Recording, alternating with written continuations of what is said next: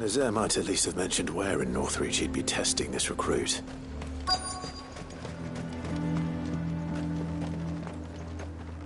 I'm nervous. Is it alright to be nervous? I don't care either way, so long as you do as I tell you. Well met, Sid. This is the Initiate. Ember, present yourself. At your service, Master. Please, just Sid. There are no masters here. Your life is your own. Oh, of course. Thank you, Sid. The Sergeant says you'll be evaluating me at my trial. To become a scout, yes. You are aware of the dangers inherent in that role. I am. But I swore I'd face them. Just like the man who saved my life. And who would that be? Gav. It was him who found me and freed me. No magic, no support, just one man and his nose. Came and sniffed me out. It taught me what one man can do if he puts his mind to it. And I've been training ever since, so that one day I can be someone's saviour, just like Gav was mine. I'm sure he'd be flattered. You clearly have good intentions, Ember. And it sounds like you're under no illusions.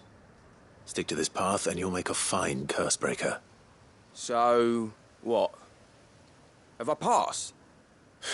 You haven't even started yet. Now listen.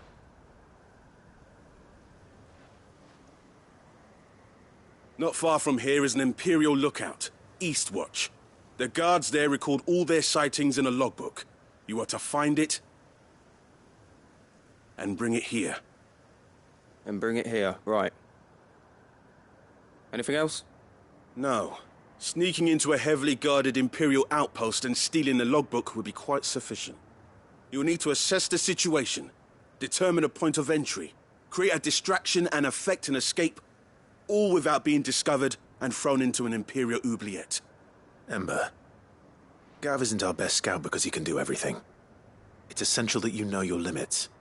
Know my limits, right. I won't let you down.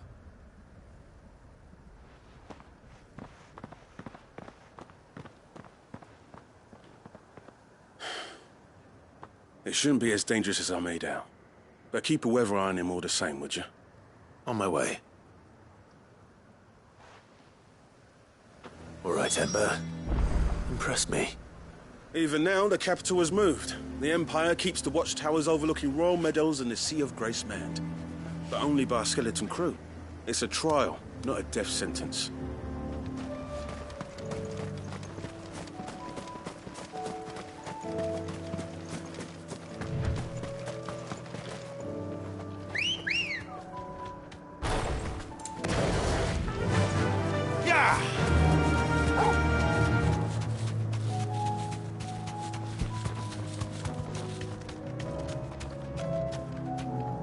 You deserve a rest. All yours, Torgal!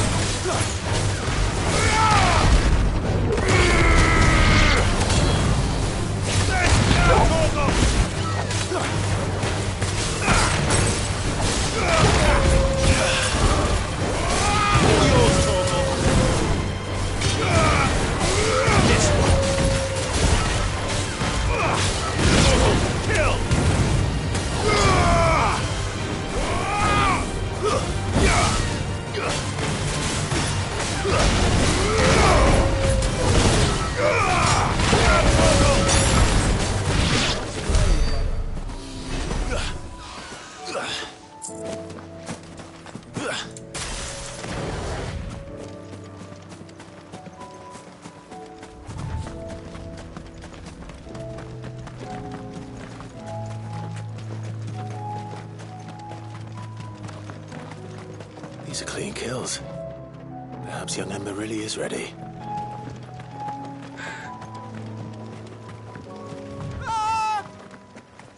Or maybe not.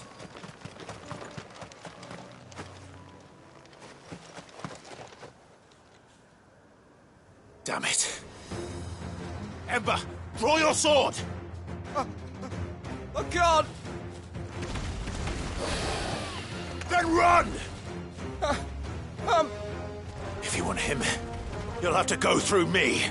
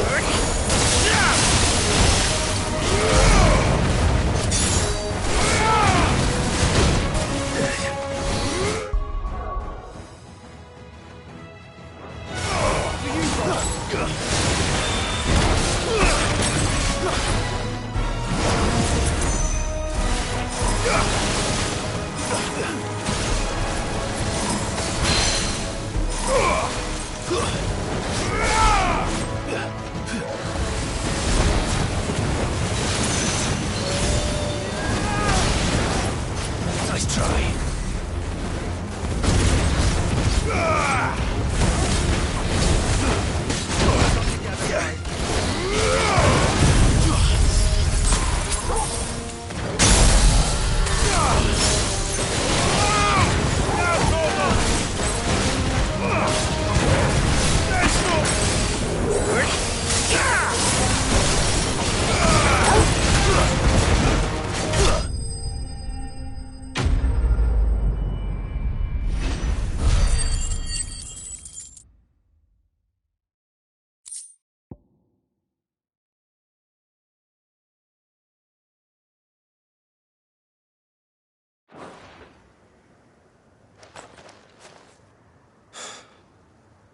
Ember, are you...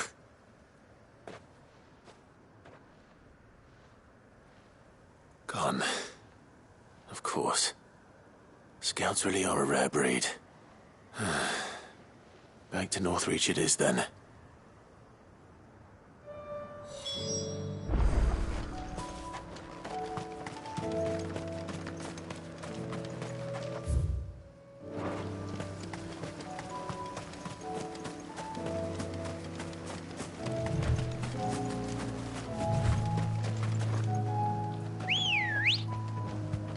Good girl.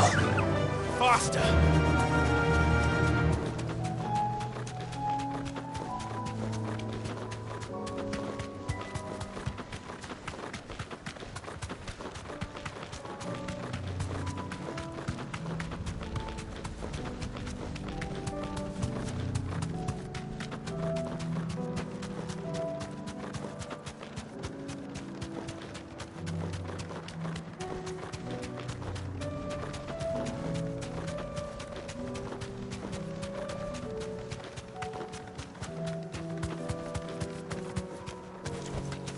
Safe. I didn't expect you back so soon. Where is Ember? How did he fare? I thought I'd find him with you. He must have fled.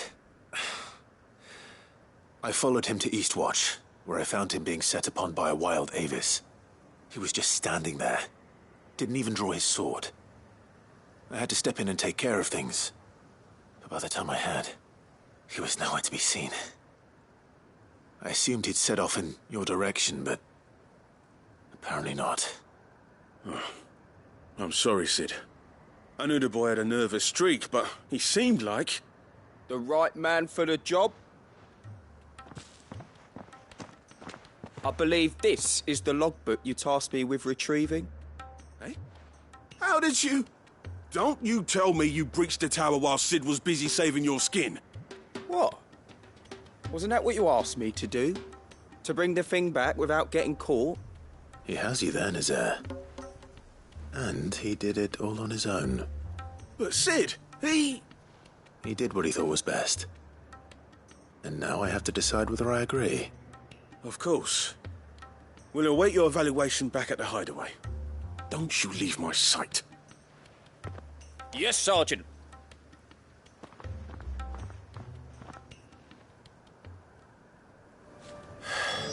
This won't be an easy decision.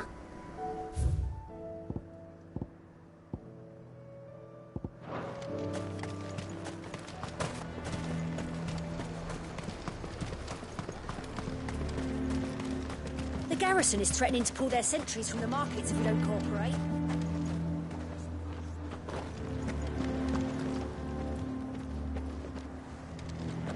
The Duke might have soldiers at his beck and call, but us common folk follow the Dame, and no one else.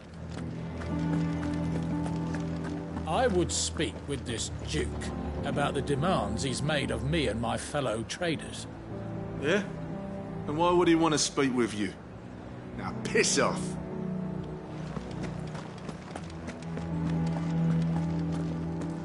Saw the captain just now. Wasn't wearing his uniform. Because he handed it in along with his sword.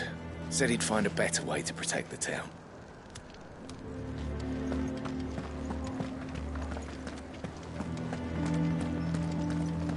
town needs you. I need you.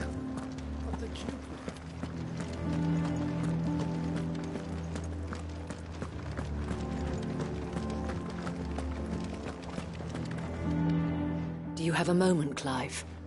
What is it? It's the Duke, unsurprisingly.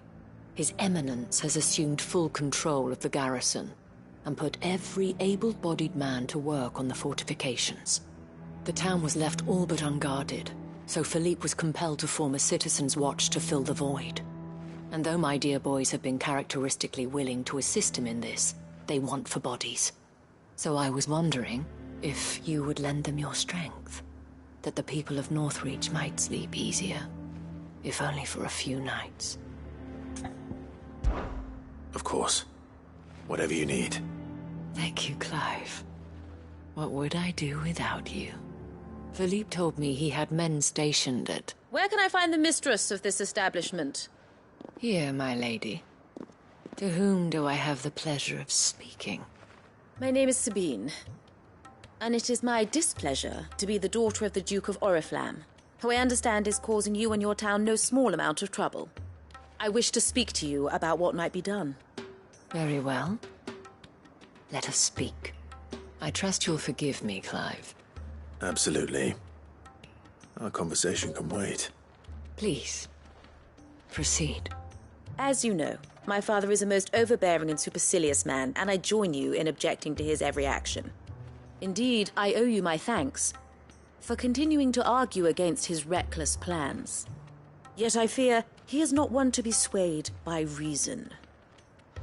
No. He must be made to face the consequences of his actions. And who would make him do this? I would. Myself and several other like-minded individuals. Were you to join us, we would surely have the strength to drive him from Northreach for good. Does that not seem a trifle... drastic? Drastic action is precisely what is called for. Unless you are content to see your people downtrodden and dispossessed. My father would have it that citizens exist only to serve the Empire. That they should be forced to make every sacrifice to ensure her revival. But he is wrong. It is not the people who must serve the Empire, but the Empire who must serve her people. He's always been like this. Scornful of the opinions of anyone he judged beneath him. But he cannot be allowed to ride roughshod over the common folk any longer. We must fight him.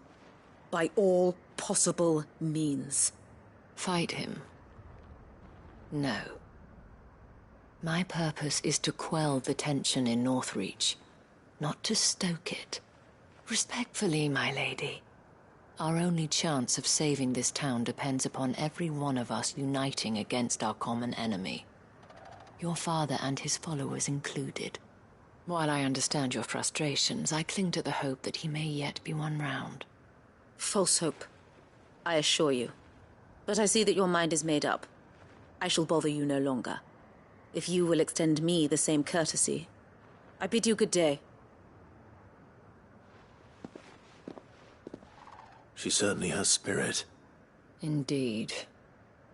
But unfortunately for us, that spirit is only likely to harden the Duke's resolve, which may be enough to seal the fate of this town. Not that she cares. This is all about her and her father. Families. I'm sorry, where were we? Ah, yes. I was about to tell you of Philippe's plans for the town watch, but perhaps it's better that you heard them from him. I believe he's in the market, if you'd be so kind as to seek him out. Right away. It's just a pity I cannot join you. I'd like to see the two of you in action together.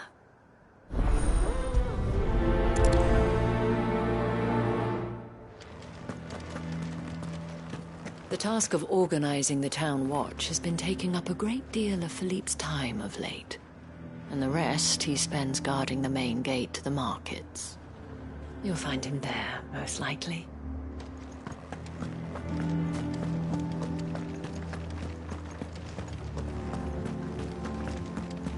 Your town needs you. Saw the captain just now.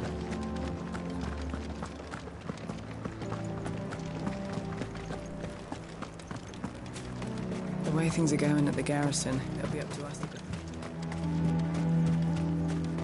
So you are content to abandon the people to their fate? Please, I beseech you. If you are a true son of Northreach, you must fight to defend your home.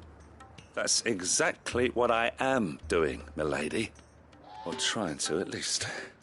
The land is crawling with fiends, and someone has to keep watch. Even when our true enemy is hiding in the garrison? Fine. You're not the only able-bodied man in Northreach. Thank you so much for your help.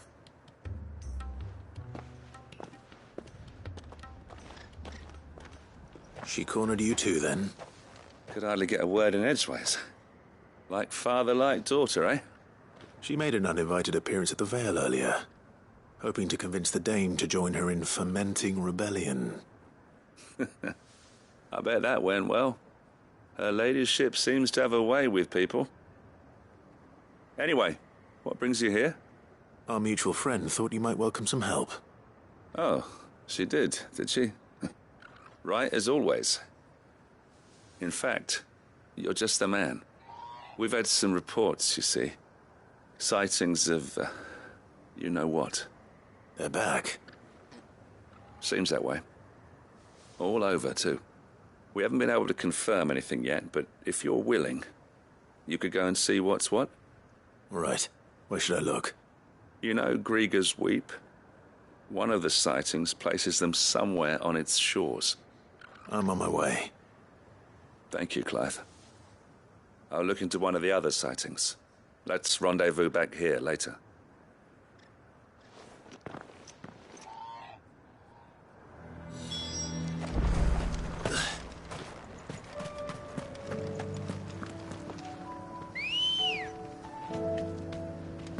Come on.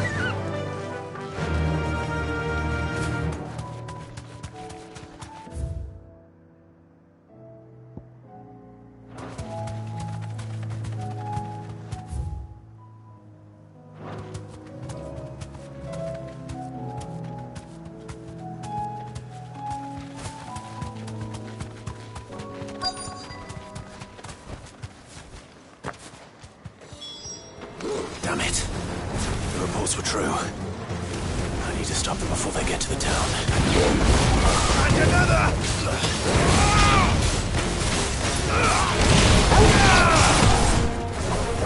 Stay down! You're finished!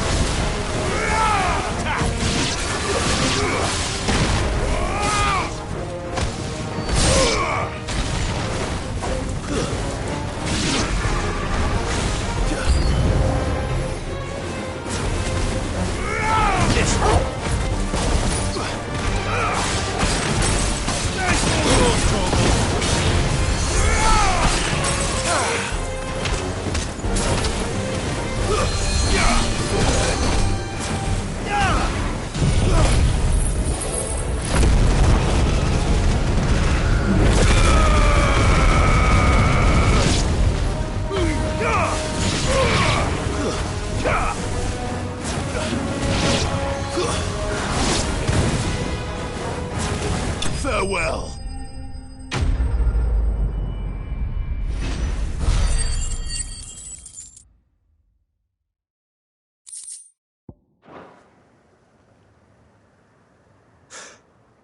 Call that a test, Ultima?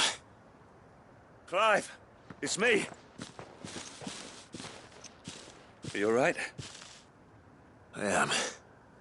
But it seems the reports were true. The thralls have returned. I dispatched the few that I found, though.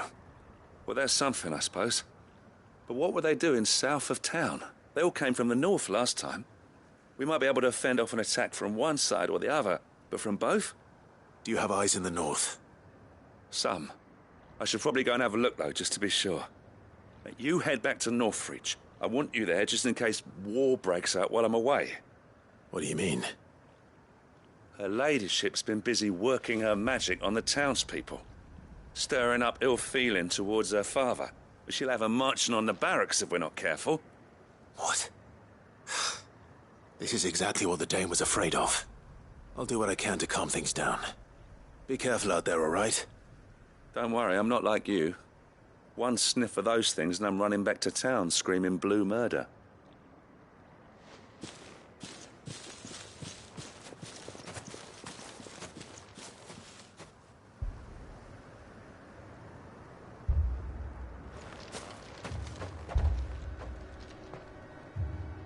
Do you not see, Father? The people of Northreach have given enough, and only a fool would ask for more. Listen to me, Sabine. Where would our people be without their country, The Empire is their sword and their shield. It is she that ensures they can live without fear. And now she teeters on the brink. Without their sword, how will the people fight? Without their shield, how will they protect their kin? Can the unarmed stand against the advancing hordes? No. But there is yet hope. A new shield, a new sword. A new empire. We can rebuild Sandbreck, just as Great Grieger wills it. Perhaps we could, Father. But we don't want to. Not if it is built on the broken backs of the people. Please, let us not quarrel in the street. You must see that no good will come of this. Our fight is not with each other, but with the threat that draws ever closer to our gates. A threat that your sword has yet to rid us of, Your Eminence. You will hold your tongue, whore! You may have filled my daughter's head with your heresy, but I will not be corrupted. Corrupted? Your daughter's opinions are her own, as you would know if you had ever deigned to listen to her. At least I hope they are your opinions, and not posturing born of a family feud. Northreach deserves better than that. Northreach deserves better than you, Carla. Yes, I know who you are. The slut of Twinside who bedded a Branded. Jealous, are you? That a woman might choose a bearer over a pious man of Grieger. Clive! I met a swarm of thralls coming south from Oriflamme. Hundreds of them. Too many to count. No. Work on the fortifications has scarcely begun. We will retreat to Caer Norvent and there make our stand. Did you hear me? That was an order!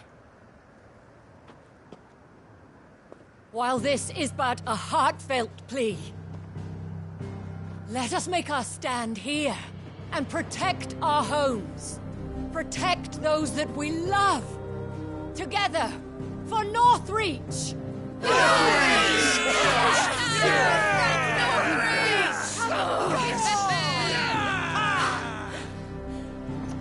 You heard the dame.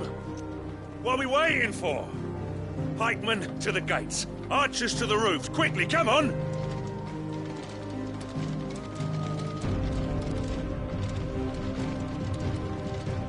But she is but a common... whore, yes. And we'd follow her to the gates of hell.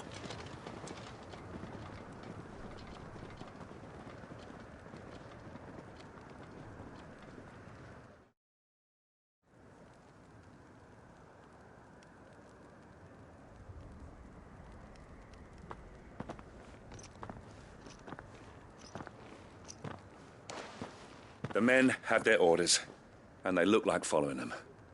I got them spaced out at regular intervals. Whichever direction the thralls strike from, there'll be someone there to meet them. Thank you, Philippe.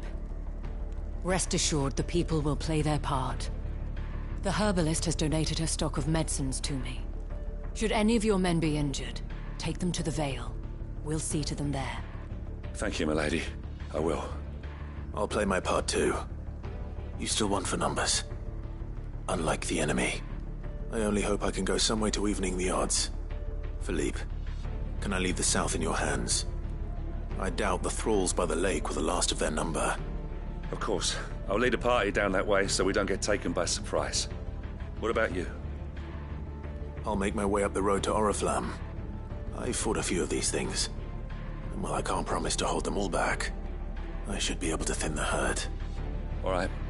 But take care. Thank you. Both of you. You can thank us when it's over. Till then, madame.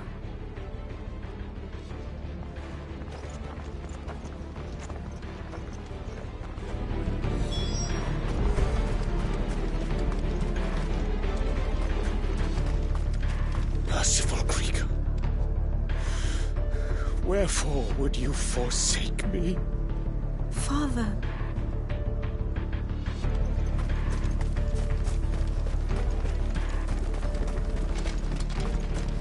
I want steel in the hands of every man.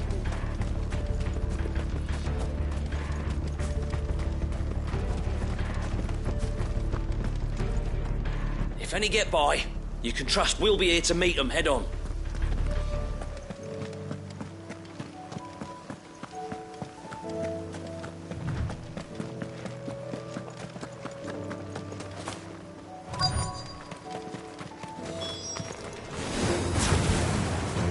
There are so many of them. Not for long.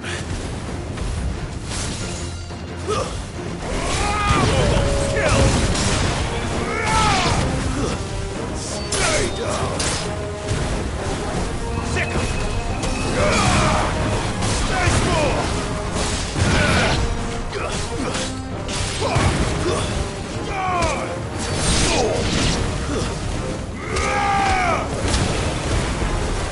And another!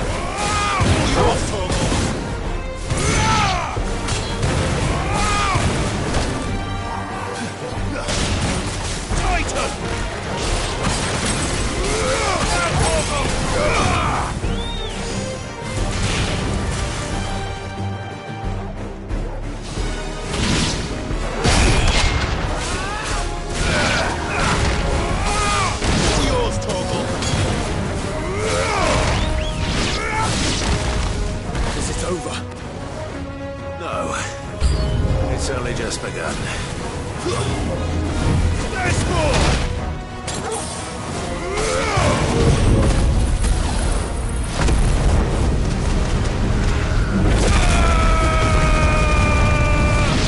Now, Torgal!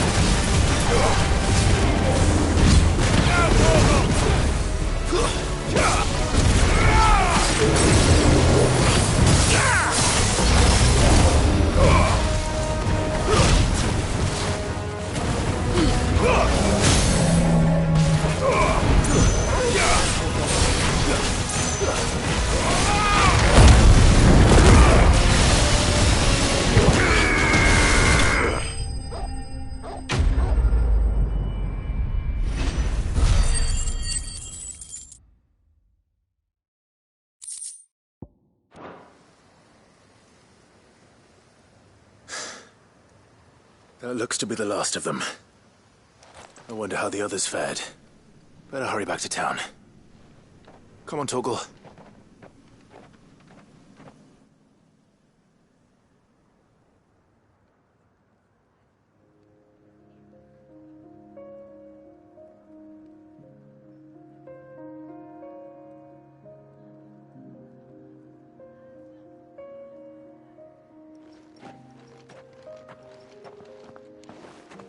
Clive, it's good to see you.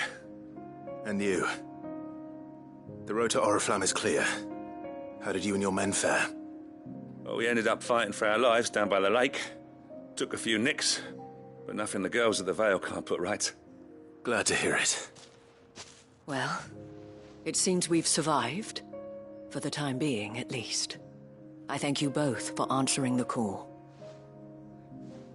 You were right. And I was wrong. About everything. I had thought that the only way to unite the people was under the banner of Empire. That without a strong hand to guide them, they would drift apart. To be borne hither and yon by the eddying currents of fate. But you brought them together. Not by force, nor by the exercise of goddess-given authority, but by simply being one of them. By knowing what they feel, because you feel it yourself. Our purpose was ever the same, Your Eminence. You were merely distracted by a loftier vision of empire and glory, while our eyes beheld matters closer to home. You have the right of it again. As did you, Sabine. His Radiance said it himself. Sanbreque is naught without her citizens. I forgot that. And I am sorry. I'm sorry too, Father. I should never have taken things so far. I only wanted you to understand how the people felt. How I felt. But my anger got the better of me. Do not blame yourself, my dear. This was my doing. I should have listened to you. To all of you. Your Eminence, your Ladyship, I do not doubt that you came here with the best of intentions. But I believe the same could be said of us all. We all want safety, security, prosperity. Not just for Northreach, but for the entire realm. And we may yet achieve it. If only we work together. Will you join us in this? Yes. We shall.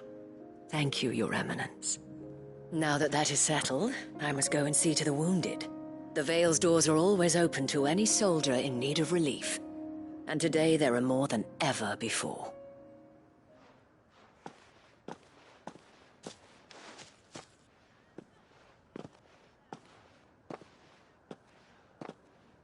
Madame Isabel is a rare soul indeed. In these dark times, I see that it is not men like me who should lead the realm, but women like her. You're right. If only I'd listened to her when I had the chance. Forgive me for saying so, milady, but you still do. The Dame said it herself. We can turn things around. We just have to work together. And that goes for you, too. You're one of us now. One of you? Well said, Captain. Let this be a new beginning. Not only for Sanbreque, but for us. Well, since there's nothing more to be done here, I should see if Isabel needs any help moving the wounded.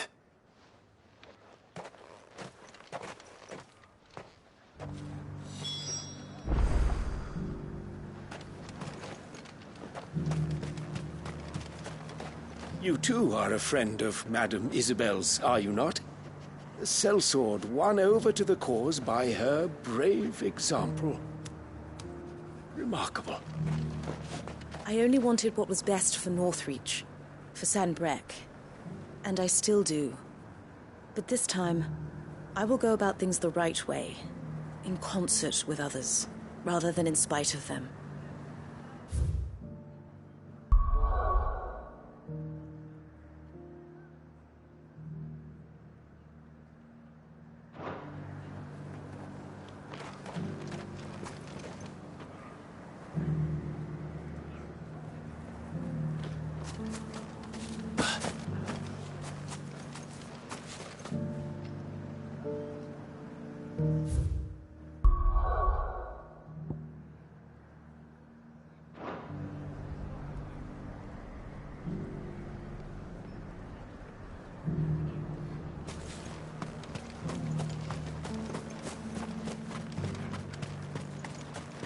Can we get you anything?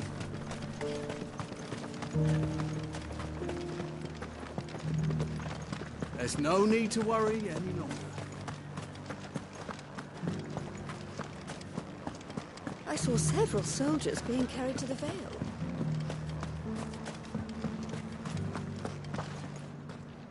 How goes the treatment of the wounded? I'd be happy to man one end of a stretcher if it would help. You've helped quite enough for one day, Clive. Thank you. Don't mention it. Oh, but I must. After all you've done for this town, it is the very least you deserve. Tell me, if Northreach had fallen, what would you have done? A woman of your means could find a home anywhere in the realm, but I sense you would rather have died here. It's a long story. For you, madame, I have all the time in the world.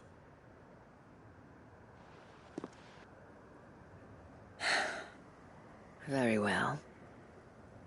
Long ago, I had a life in the Crystalline Dominion. I was Carla then, courtesan to the nobility. So sought after was I that it was only they who could afford my time. Alas, those halcyon days were not to last.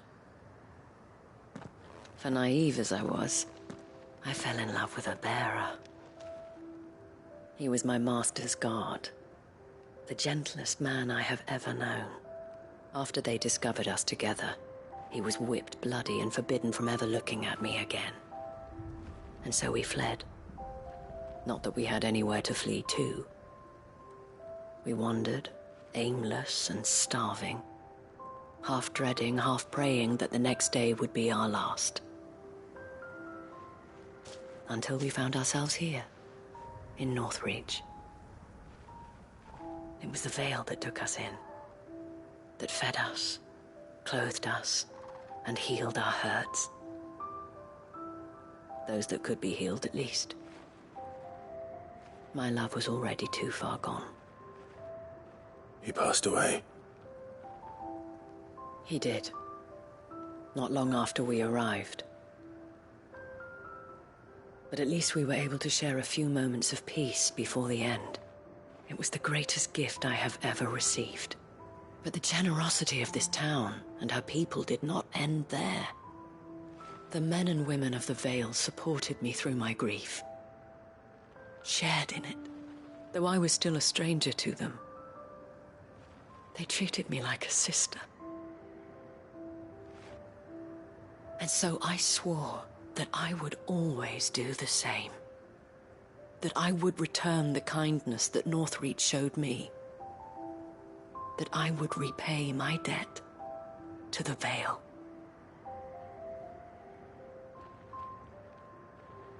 Thank you, Isabel, for sharing this with me.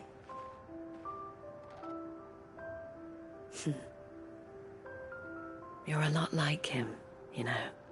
Perhaps that is why I have such a soft spot for you. Never stop fighting, Clive. And I shan't either. I know that it will not be easy to keep Northreach together.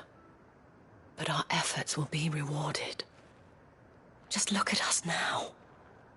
The people, the soldiers, even the Duke of Oriflamme and his daughter, all united in defense of this town that we have come to call our home.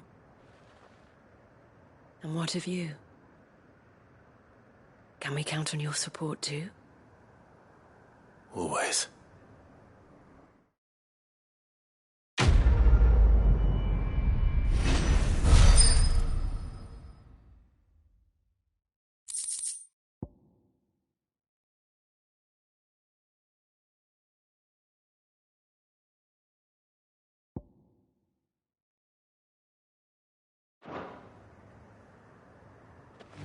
We have brought Northreach together.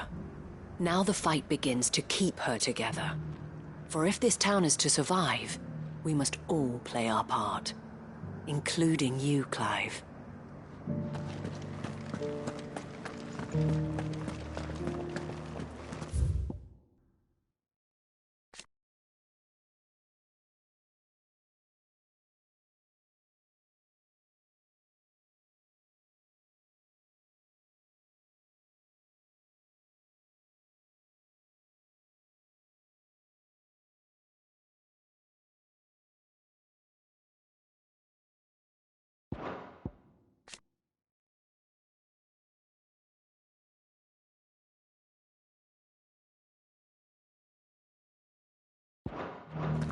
This the last one?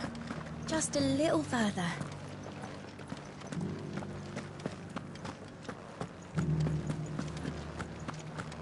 Will you lend me a hand? There are still injured in the market.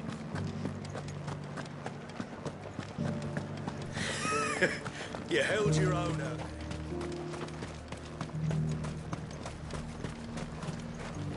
Do you see anything you like?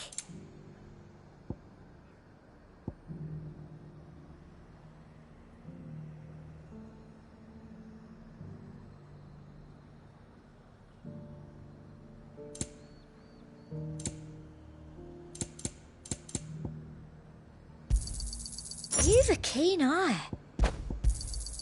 An excellent choice.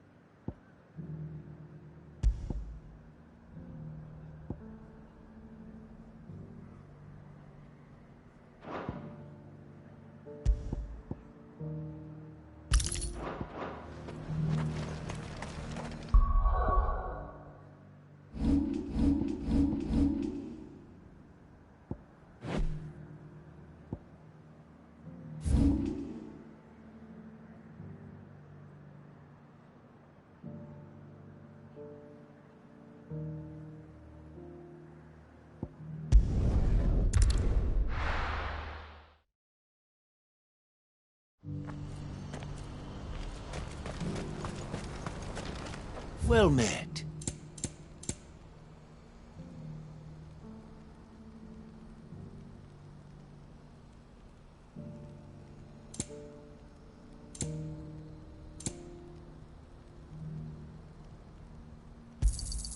You've a discerning eye. What brings you to the caravans today? When we fled our childhood home,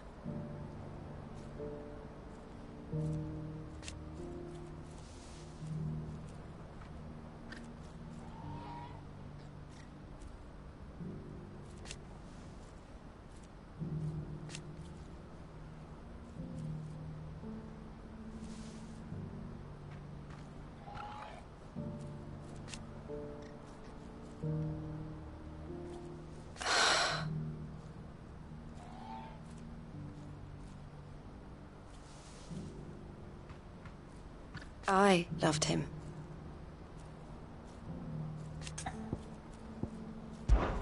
Did I tell you?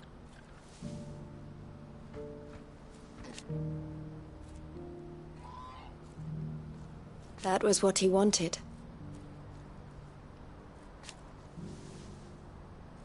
No matter how hard it might be. The Dominion has fallen.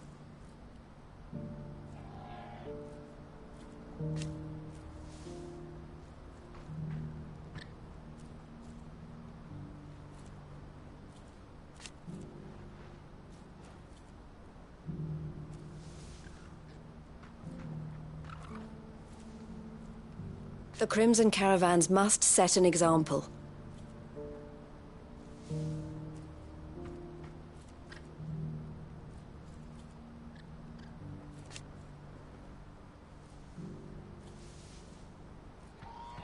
It is our job to keep the hope alive. Farewell.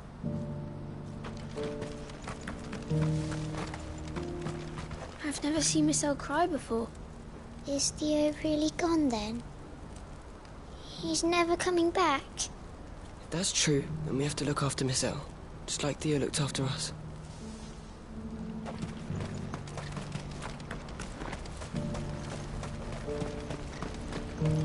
Do you see that too? There are many variations of the Semekian legend, but almost all agree that man was punished for presuming to set foot in the sanctum of the gods. Some describe it as holy, others heavenly, which is to say, of the heavens. Could it be that the baleful mass that now glowers over us is this very sanctum? Have the gods returned to pass judgment upon us once more?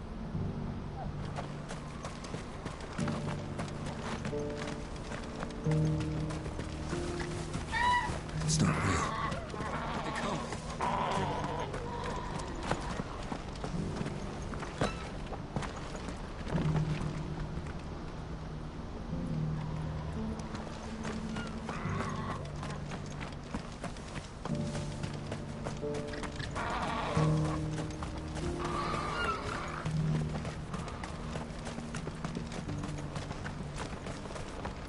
Papa, what keeps it in the air?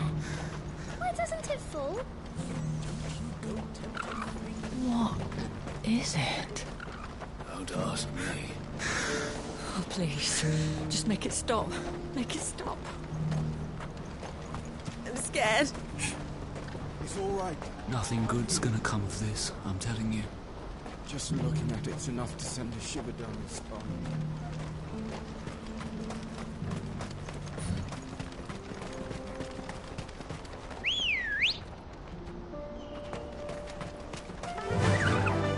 Fly, Ambrosia.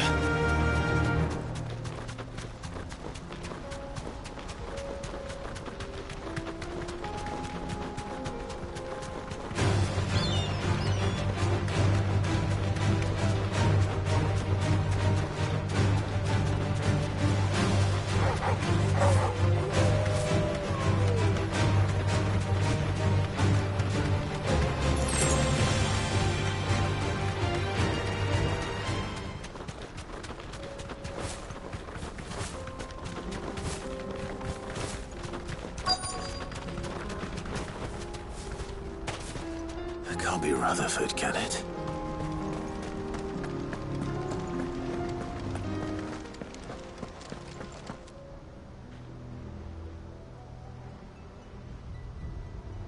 Turncoats and cowards, the lot of you! If it's a fight you want, it's a fight you shall have! Allow me. I don't need your... Please, Field Marshal, oblige him. This won't take long. You're right. It won't.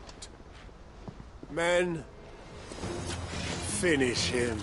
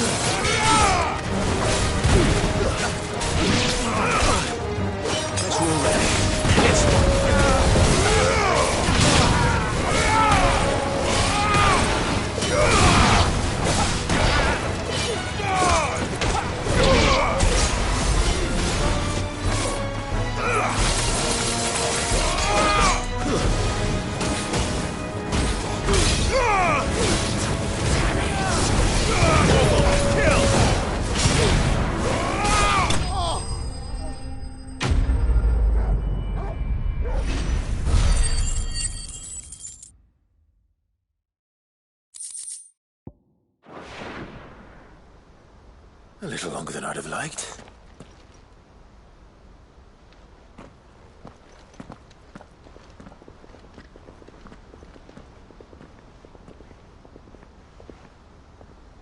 Field Marshal Havel, I presume. Are either of you injured? No, my lord. You arrived just as our escort turned on us. Fucking traitors. I'd heard reports of soldiers in the outlying regions abandoning the oaths they swore. But I hadn't thought the corruption had reached so close to the heart of the Republic. It's a fucking disgrace. Your interfering old bastard of an uncle tried to warn me, of course. My lord Marquis. Or is Sid the Outlaw more to your liking? Call me what you want. It doesn't change who I am, or the urgency of the message I bring. My uncle has a plan to right the realm, and he needs your help to see it through. Before I agree to anything, I'd have you answer one question. What do you stand to gain from all this? I won't deny that I might benefit from further chaos. But I seek a new beginning for all of us. And while the choices I've made may not always have been the right ones, I know I made them for the right reasons.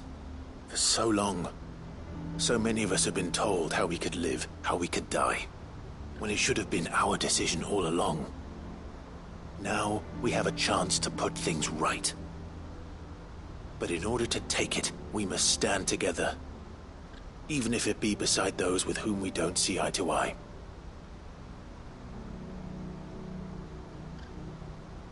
Certainly not the words I expected from an outlaw.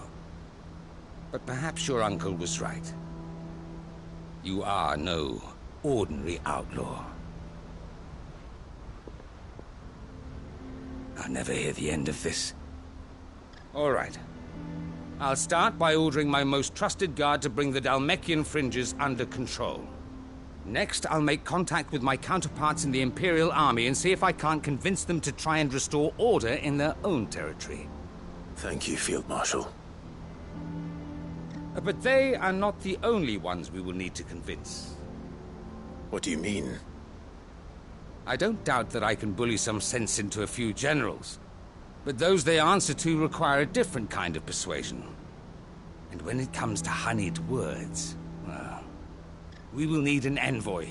One who can court even the most stubborn of statesmen. You, perhaps. I'm flattered. But I'm no diplomat either. And I have other problems to attend to. What we need is a skilled arbitrator. And I may know just the person. Is that so? And would he happen to be an outlaw too? Of a different kind, perhaps. Well, beggars can't be choosers. I suppose we'll all have to find a little of the outlaw in ourselves if we're to make it through this. Very well. Send your man to me right away. I shall.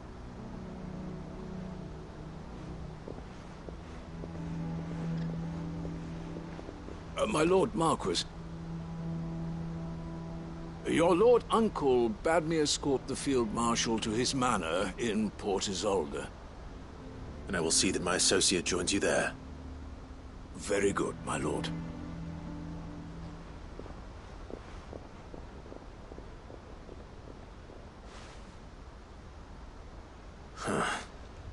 An envoy. I'm not sure I'm the man to talk anyone round. I can barely convince my brother to take his medicine. No. This is a job for someone with experience. Someone like Quentin. I hope I can convince him at least.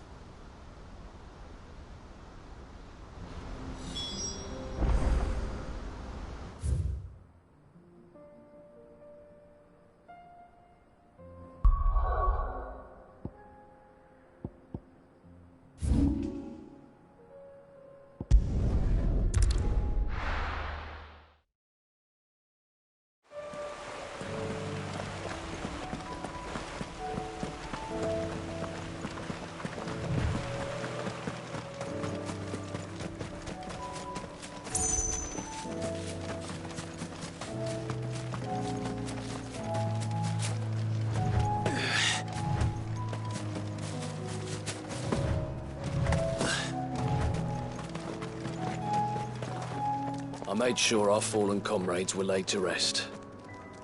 And they can rest easy, knowing that their sacrifice wasn't in vain. The justice was done. As for us survivors, well, we've just got to keep at it. Keep the family together. For their sakes. I'd have followed Quentin to that manor if I could have done, and I'll keep following him now. Wherever that surly bastard cares to lead us.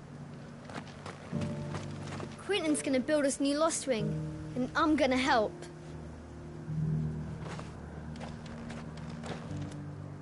Quentin, I have a proposal for you. Do you now?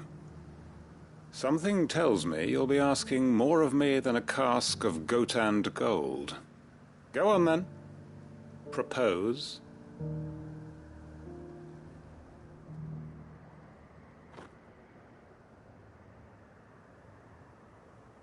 You'd have me convince the chiefs and chamberlains of the realm that they should simply swallow their pride and do the one thing that has proved impossible for thousands of years.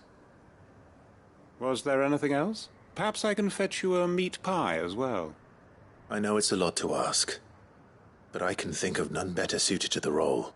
And you'd have me give up what little I have left to do it. I told you, Clive. The people of Lostwing are my family, and I cannot abandon them. You'll have to find someone else. I'm sorry to hear that. So am I. And why might that be? What he's asking. How's it any different to what you've done so far?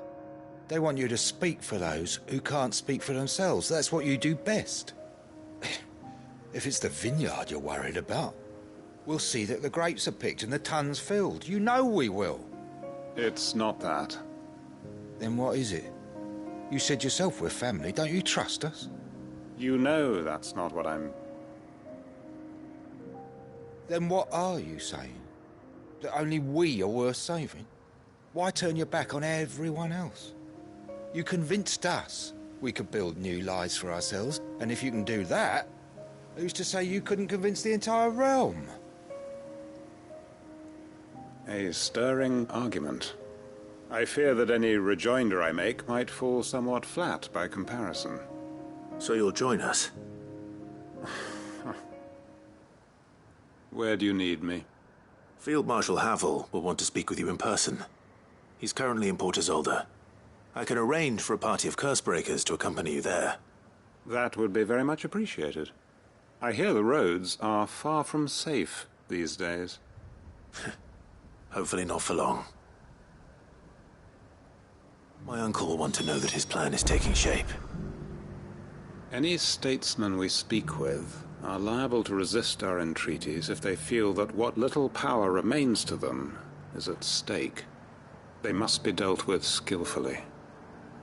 I shall not repeat the errors of my past. Reckon Master Quentin could argue an egg back up a hen's quim if he set his mind to it.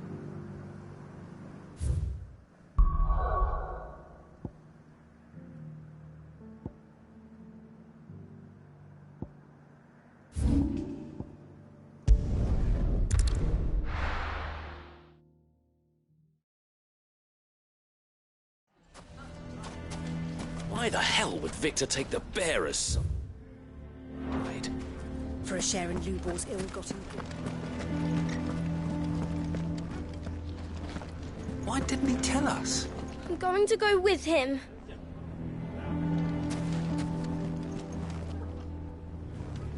Here to help me pack? Thanks, but I'll be traveling light. I'm almost finished already, in fact. You're really going to go through with this, then? I am.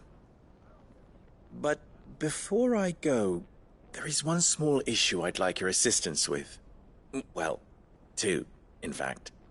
If it's within my power to help you, I will. It's the children. I refuse to let them share in my disgrace. And if I leave them here, they surely will. Our friendship would see them ostracized forever. But I can't take them with me either. I can think of only one place where they are certain to be safe and provided for and loved. The hideaway. Of course. The children would be more than welcome. Thank you, Clive. I will not forget this. Lubor, are you still here? What is it, Ferda? You look pale. There's been a flood in the Velcroy, a damn big one. The League of Outlaws encampment was completely submerged in ether. What? Every last one of the bastards has turned, and they're headed this way. Bandits are one thing, but Akashic bandits are quite another. The town guard won't stand a chance against them. We need to evacuate. There's no time to lose. Ferda, gather the men. The Akashic may strike at any moment. We must make ready to cover the townspeople's escape. Well, what are you waiting for? Yes, my lord. Clive, change of plan. The children stay with me for now. I need you to find Conrad and Natalie. Tell them to prepare for a full and immediate evacuation. Understood. I'll do what I can to convince everyone else. Wish me luck.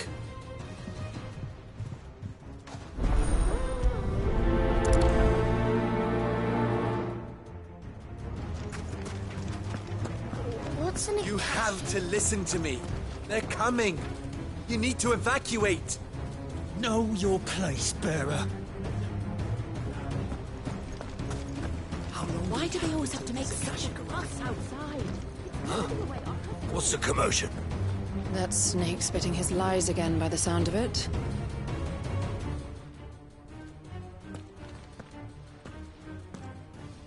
Ah, it's you. What do you want, Lord Underhill? To pass on an important message. There's been an ether flood out in the Velcroy. The camp where the so-called League of Outlaws were gathering has been swallowed. They're no longer just bandits. They're Akashic now, and they could be here at any moment. You need to begin preparing for a full-scale evacuation right away. Oh, do we? And who was it who gave you this disturbing news, might I ask? Lubor, perhaps? The man spreading the same poison out in the square as we speak. You may believe his lies, my lord, but we know better. But why would he lie about something like this? Some twisted attempt at revenge, perhaps. If he had not been unmasked, he may well have been elected our leader. A great honor for one of his kind. One he might well feel aggrieved at having been denied. Lord Underhill, forgive me, but it has become all too evident where your sympathies lie.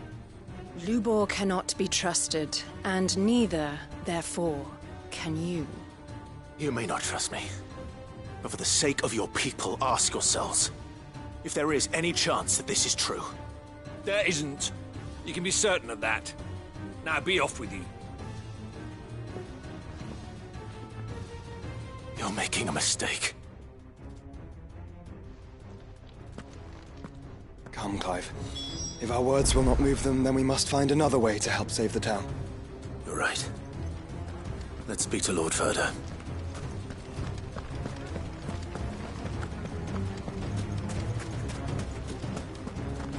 I think we'd better shut up. What's Lubor raving about now?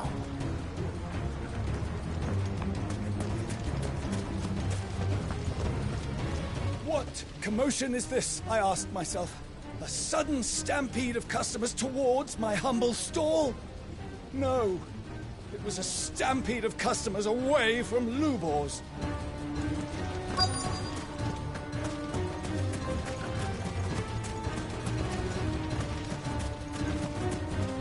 Are you looking for something in particular? An excellent choice.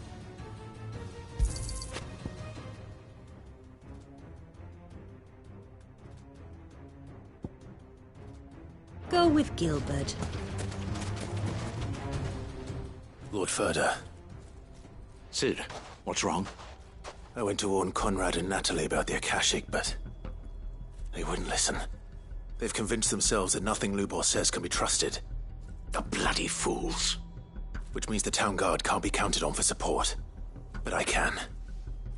If there's anything I can do to help you defend Dalamil, you only have to ask. I appreciate it. Sid! Further! I've been looking for you everywhere. Victor? I thought you'd left. I couldn't abandon a friend in need. And Blue Boy is in need at this very moment. Come quickly.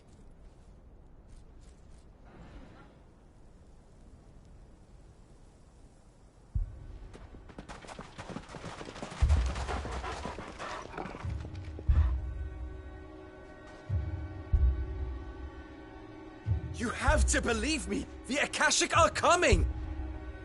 They don't eat, they don't sleep, they don't tire, and they don't care who they kill. They're unlike anything that's come before. There won't be no parley, no mercy granted!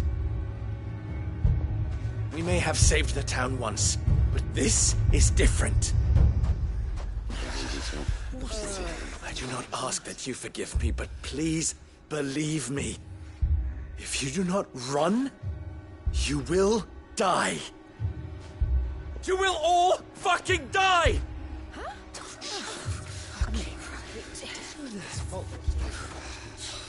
You'd like that, wouldn't you, bearer? Yeah, with us out of the way, your kind will be free to claim Dalamil for yourselves. It's you who should run! Run, bearer! Yeah, run! Run! Far, far away! Run! Just go on. Yeah. Yeah. Yes! Go! Come on, then. Go on! Go! Just go. Lubor. Wait. Someone's coming. Go. Come on! Stop! You're hurting him!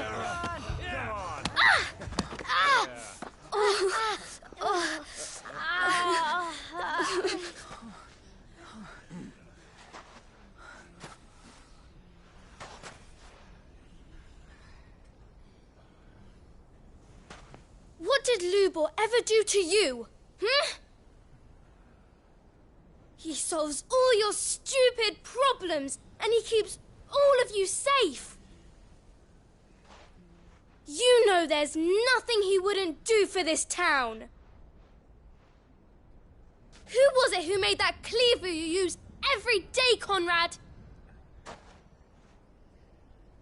And what about your counting table, Natalie? Who fixed that? Whose men make sure the streets are clean so all your boots don't get dirty? Who spends all day, every day making sure things run smoothly round here? And none of you ever say thank you. Ever. But did Lubor ever complain? Well, does he ever stop smiling? He keeps this whole place going. And you act like it doesn't even exist.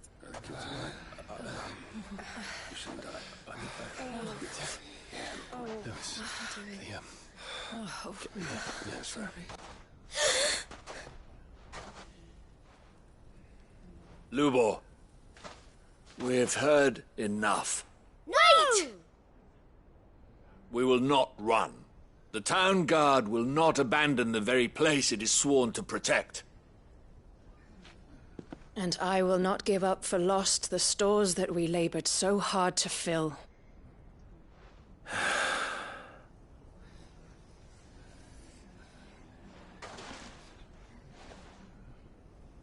So tell us, how do you propose we deal with these Akashic of yours?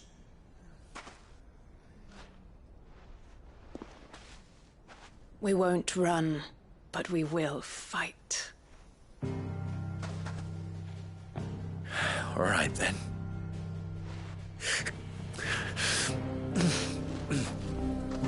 Fine.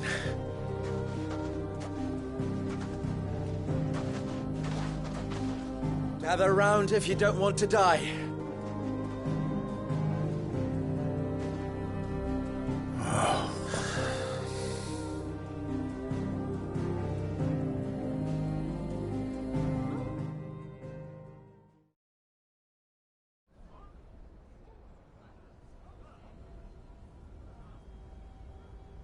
Allow me to explain the situation. The ether flood occurred near the village of Cheratina, deep in the Velcroy. The place had been abandoned for years, until the League of Outlaws decided to make it their base of operations. Now they're all turned, and if the scouts' reports are correct, heading in this direction. They are mindless monsters, driven only by hate and rage, and they are utterly unpredictable. With the bandits, we at least knew how and where they were likely to attack. When these creatures come, Dalamil will have the bitterest fight it has ever faced on its hands. The town guard will muster at the north gate. The rest of us will take the south. Both forces will provide men to serve as scouts and messengers, ready to spread word of the size and nature of the Akashic Force as soon as it is spotted. And as soon as it has been, we will converge on its position and see that it is driven back from Dalamil at all costs. Conrad, can I count on the support of the town guard? Always. I leave the selection and coordination of the messengers in your hands, Victor. And the command of our men in yours, Ferda. If you would both be so kind. Consider it done. As you wish. Natalie, I would ask that you and your people have the townsfolk barricade themselves inside the bathhouse. And tell the merchant not to waste time securing anything beside the essentials. Preserving life is our one and only concern. As long as we survive, it doesn't matter what trinkets we might lose. Our riches can be regained. And if anyone doubts that, let it be known that the Briar's Kiss stands ready to cover any losses. Very well. I shall tell them. Where do I fit into this plan? Where else but the most perilous place of all? I would like you to travel to the home of our erstwhile League of Outlaws, Cheratina itself. The main host is most likely still there, and Dalamil will not be safe until it is eradicated, root and branch. A little gardening. How pleasant. I doubt it. I have a feeling these weeds will be particularly stubborn. Luckily, so am I. So you are. All right then, we all know what we have to do. Now it's simply a matter of doing it. For Dalamil.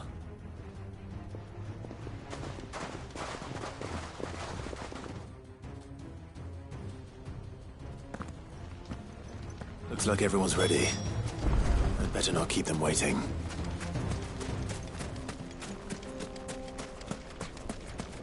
Good. That will keep some of them out. Any man sighting an Akashic is to raise the alarm immediately. The messengers will see that our entire force rallies to that position. We stand together or we fall alone. Do not forget that. Dalamil will be safe with us. You have my word.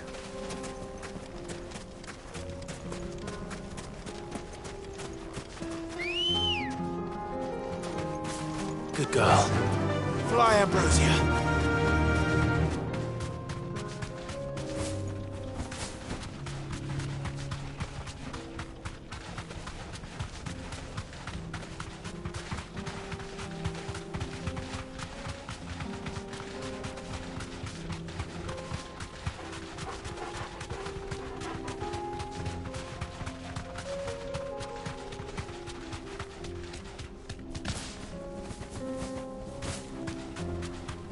There it is.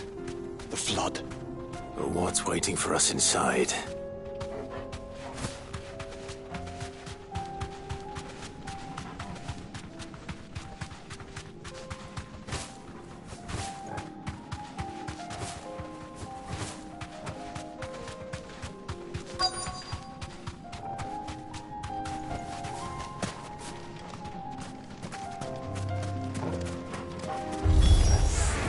Can't leave a single one alive.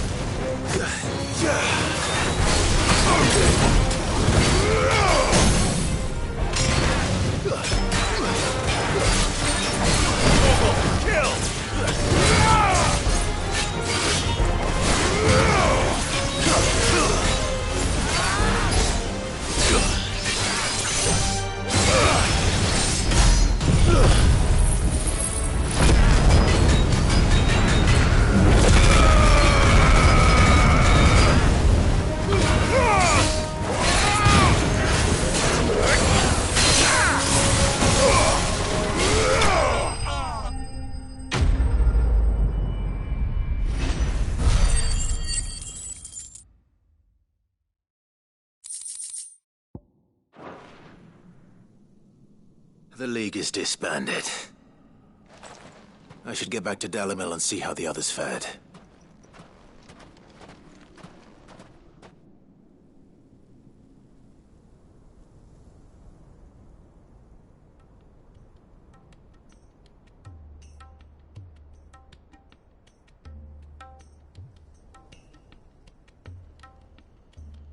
All the Akashic we were able to find have been dealt with. Seems that might be the last of them. Last of them here, perhaps.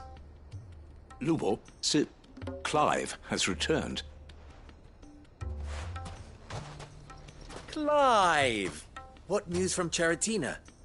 It's done. Root and branch.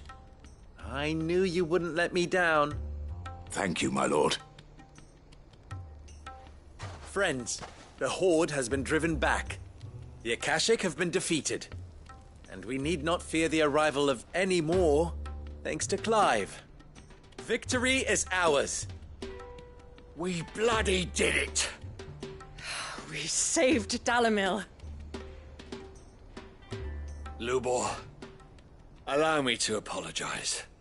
After all you have done for this town, we should never have doubted you. But we did.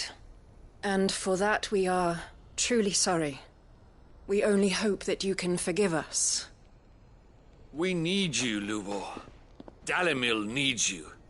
So, if you would still like to be considered for the position of mayor, you have our backing. You do remember that I'm a bearer, don't you? We do. But that is not a stain on your character. It is a stain on ours. We thought only of what we perceived bearers to be, not what you truly are. The man who saved Dalimil twice over. I see. But I will only accept your proposal on 2 conditions. Name them. Firstly, that you will both do everything in your power to rally your people to my cause. If the Town Guard and the Merchants League do not accept my leadership, it will be doomed from the start. Unity is the key to defending Dalimil, and I do not doubt that we shall need to call on our combined strength again. When that time comes, I will expect us all to pull together, just as we did today. Of course. You have our word. And secondly, you will accept that if I am to lead you, the mistreatment of bearers must end here in Dalimil. Any bearer within our walls shall be afforded the same rights as any other citizen. They will not be judged by what they are, but who they are. As we failed to do, and came so close to losing everything. We agree to your conditions. And we have only one in return. That you continue to work for the good of Dalimil, as you always have. Condition accepted. Well then, it seems my mayorship is all but confirmed. Do I get some sort of special hat?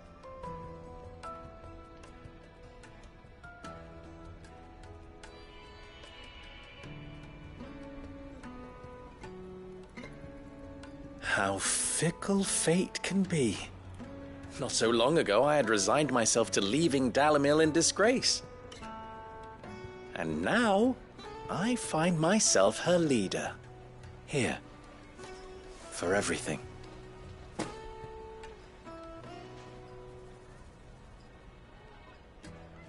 Lubor. About the children. Fear not. You are, of course, relieved of your responsibility. I would sooner face another horde of Akashic than see them brought up as outlaws. I'll make sure they're safe here. I don't doubt that you will. And not just the children, but everyone in Dalimil. I'll do my best. Can't have all your hard work going to waste.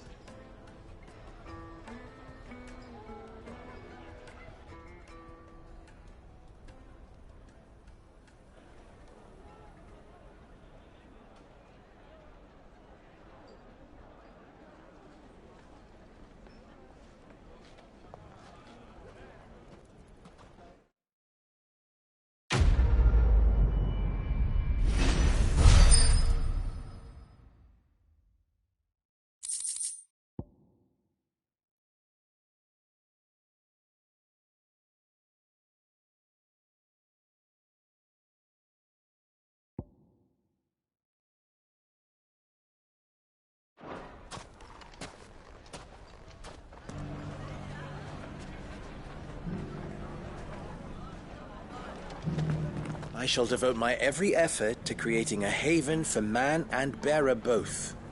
Just like a certain someone else I know. Someone to whom I owe a debt of gratitude.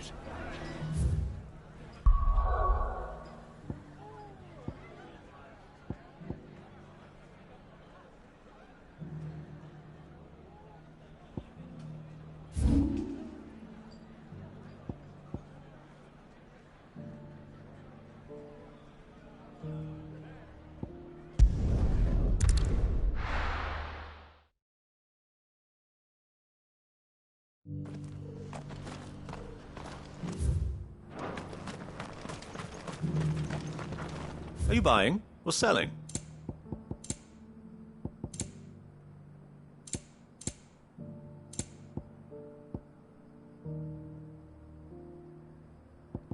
Come again.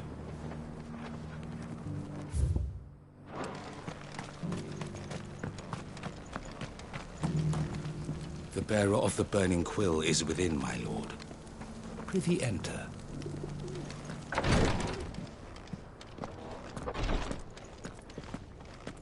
News has reached us of the black bulk that soars over the strait.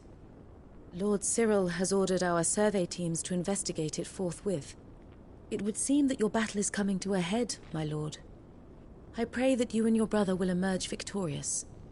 May the Firebird's flame burn ever in your hearts, and guide you back home safely. Lord Marquis, if you have a moment. What is it, Cyril? One of our brethren lately journeyed across the strait in order to pursue a new avenue of inquiry in our ongoing investigation. He sent an owl some while ago, but we have heard naught from him since. Was he surveying another fallen ruin? No. The object of his study was a savior cult that has arisen in Ash in recent years. We believe it may have some connection to the Circle of Malleus, an ancient religion that worshipped Ultima as its god. By gaining an understanding of this new faith, we hoped to learn more of the Circle's original beliefs. And so you sent one of your brothers to Ash? A continent teeming with orcs and Akashic? Fully cognizant of the risks, yes. I entrusted the mission to one of the most able of our order, the Third Chair, a master of the arts of combat and survival both. Though he has been silent for some days now, I have thus far refrained from sending any others in search of him, lest they be lost in turn. Yet, it seemed only right to inform you of the situation, given your unique experience of the perils of Ash. For as you so earnestly advised me, it would not do to abandon a man to his fate, when he might yet be saved. It would not. But Ash is a big place. Can you be any more specific? Perhaps. The last owl I received from him mentioned a village where he had heard the cult were wont to assemble. Mickleburg was its name. It lies in the southern reaches of Waloed. If aught ill befell him, I expect it did so there. Right. I'll see what I can do. You are much too kind, my lord. Go then, with my hopes, and may the Firebird's flame ever burn in your heart.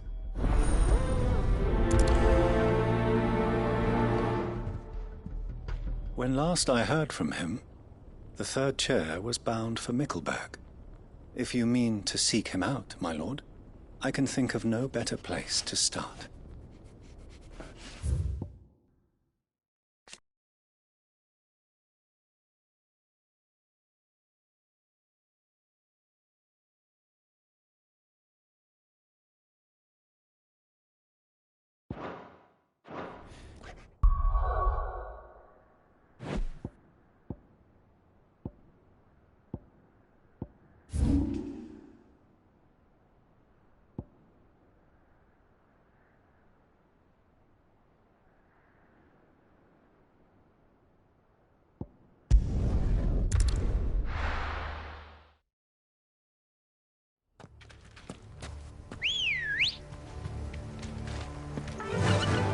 run like the wind.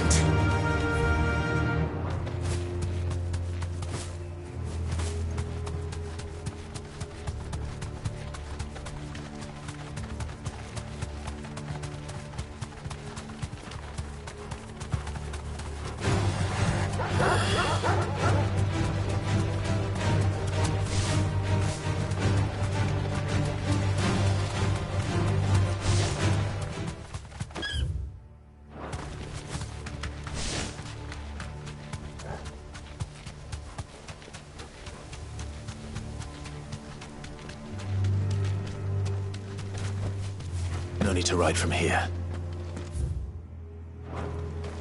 This must be the orphanage. Hopefully the registry is still here.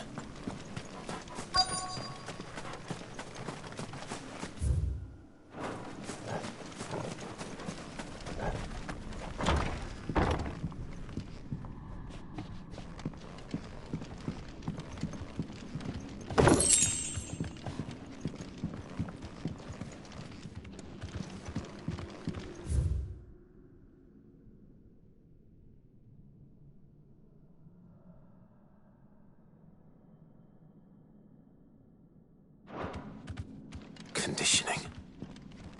This is nothing short of torture.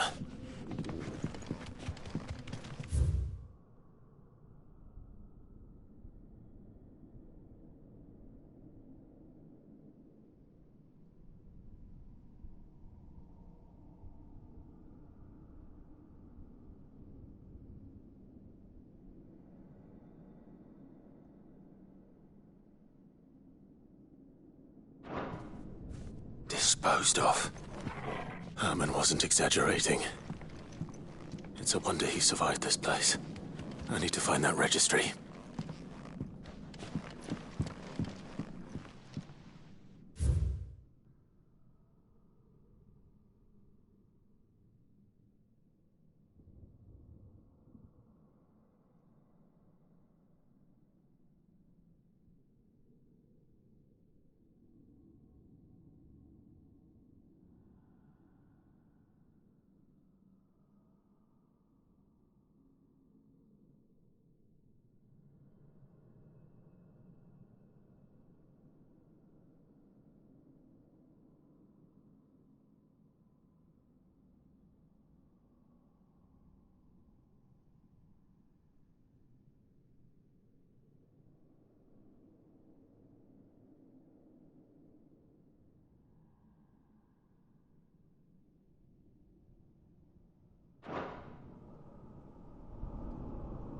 This reads like a suicide note. Did the director go through with his plan? There's only one way to find out.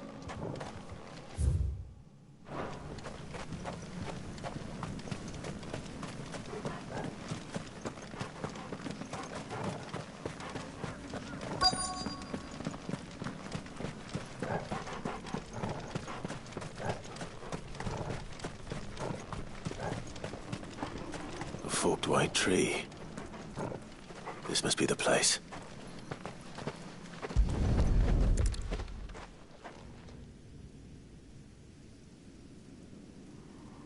Could he really be buried here? There's something hidden among the roots. Let's see.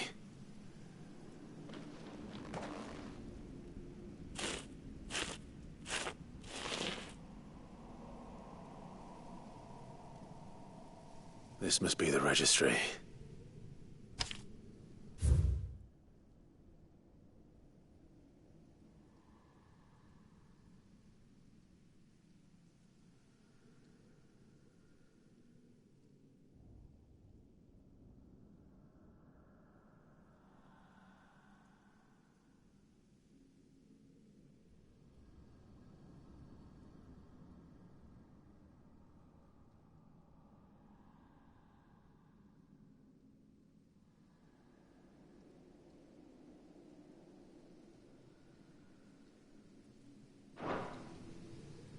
So many names.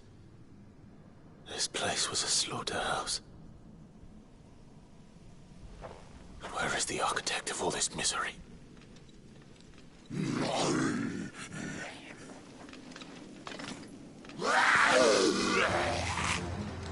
It was only a matter of time, I suppose. This place is cursed.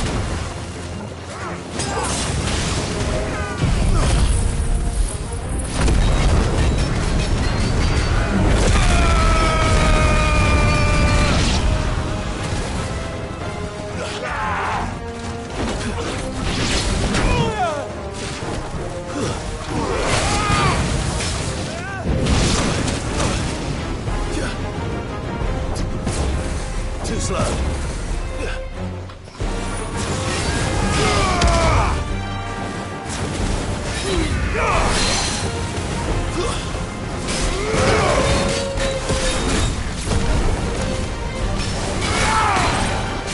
Nice try.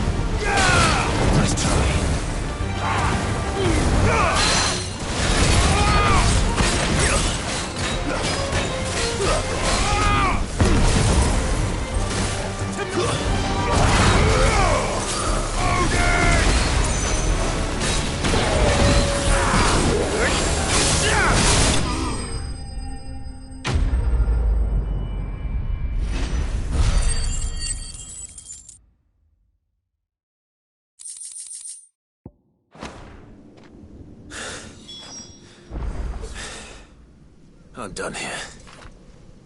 Let's get the registry back to Herman.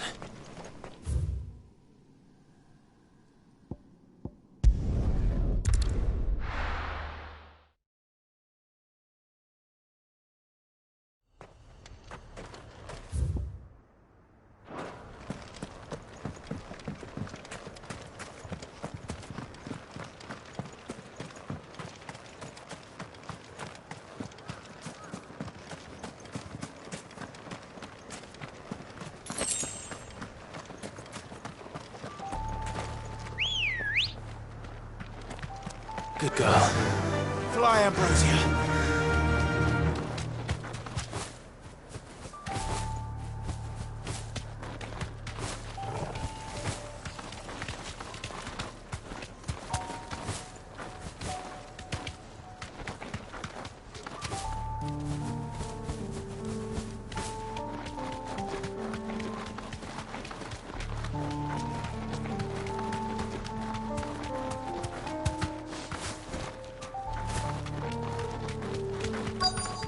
This be Nickelberg.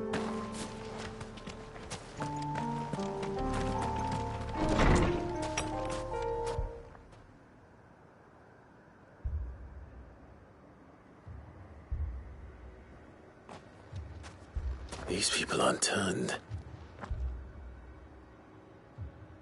And the village seems safe enough at least.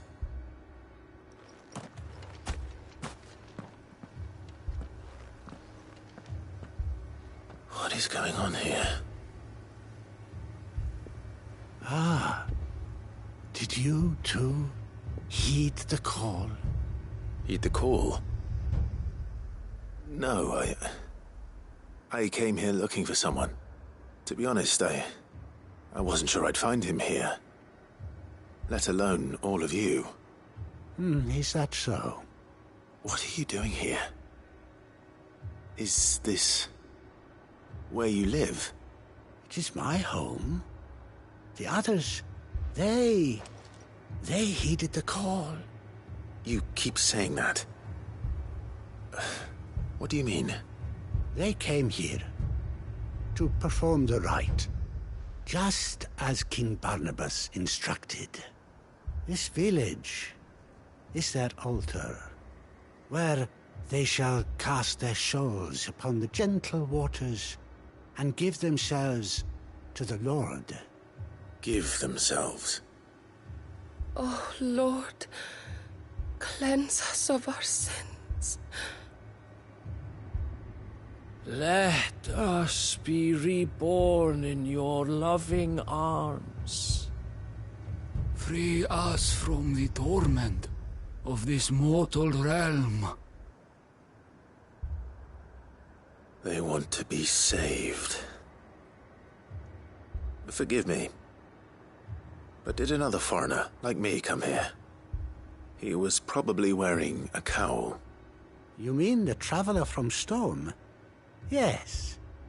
He's staying at my house, toward the rear of the village. Thank you. If you don't mind, I'll go and greet him. They seek the same salvation Barnabas did.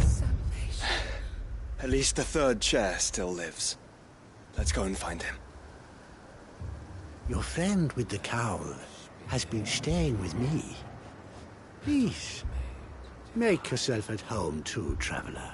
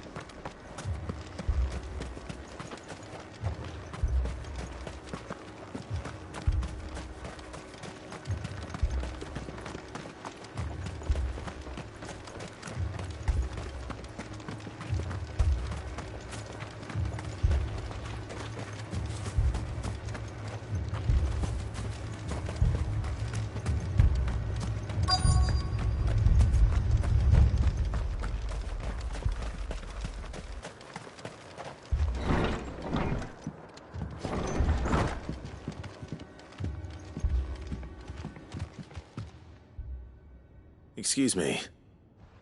Are you with the Undying? I am. And so it would appear, are you? Lord Rosfield, if I am not mistaken. That's right. And you must be the third chair. I am. Cyril was worried for your safety. He sent me to find you. Then I must apologize. I did not mean to trouble the bearer of the burning quill. Much less you, my Lord Marquis. He said that you had failed to report. Is there a reason for that?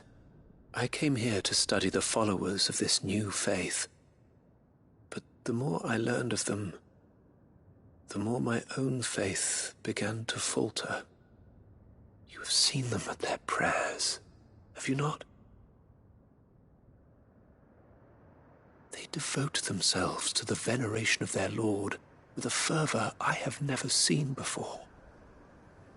Praying night and day that they might be rid of their wicked wills and reborn in their Saviour's light. Not that they might be granted respite from their worldly woes, but so that they might continue to serve him. Serve him with all of their beings. I, too, swore to devote my life to the service of my Lord and Master, but this... 'tis different. It is more And so I would see it through to the end. See these people safe, that they might achieve their dream. That they might do their duty to their lord. Even if it should keep me from doing my duty to mine. You do understand what their dream is, don't you? I do, my lord. They would cast aside their wills and become Akashic. I know that it may be hard to believe, but to these people, that is the very essence of salvation. Forgive me, my lord, but I must remain here. If you are to return to Master Cyril, I would consider it a great... Did you hear that, my lord? Something is happening. I'll go and find out what. Stay here.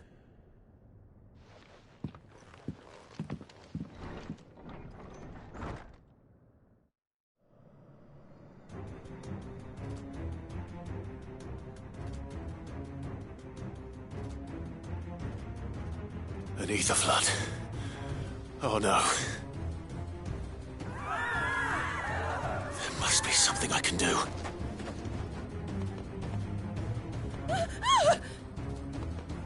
Echoes as well. Found her.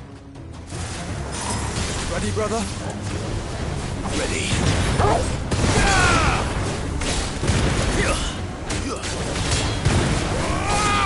Yours, Torgal. There's more! And another! Nice try. There's now, Torgal!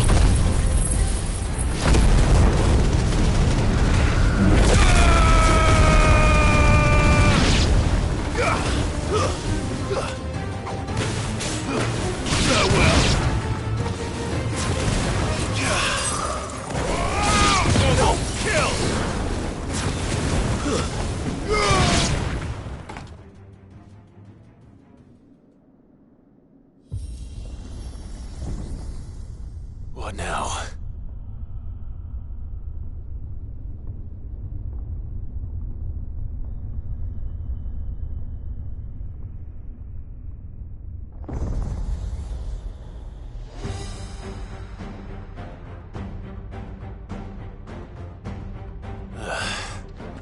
We meet again. I've killed your kind before.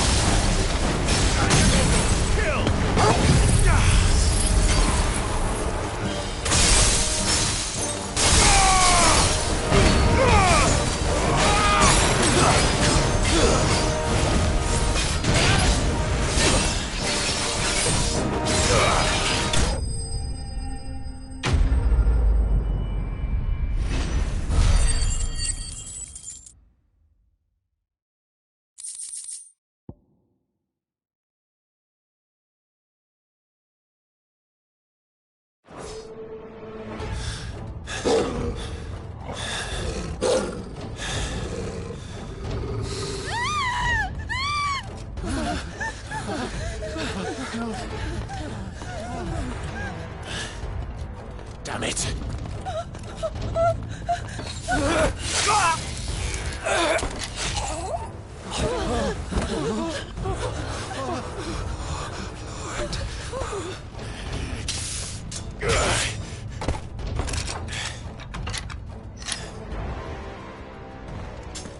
Don't you die. Come on, speak to me. I had to save them, that they might have a chance to find true salvation by devoting themselves to the service of their Lord, just as I did when the Undying plucked me from the gutter and gave me a cause to believe in. A duty to serve was everything to me, and I would not deny them that fulfillment, even if they must become Akashic in order to achieve it. Forgive me, my Lord Marquis. I did not mean to trouble you with this. My findings. Could you deliver them to Master Cyril for me? Of course. Your duty will be done.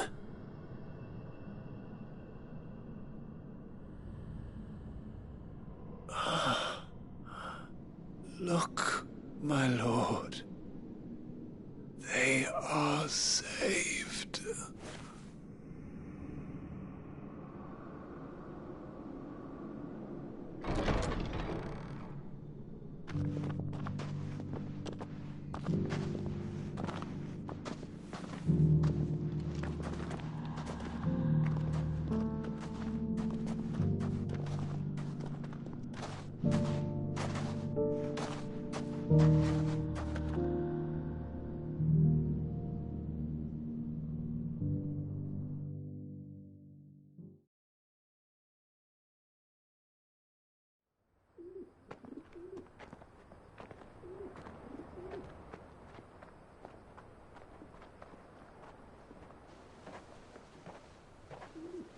They are saved.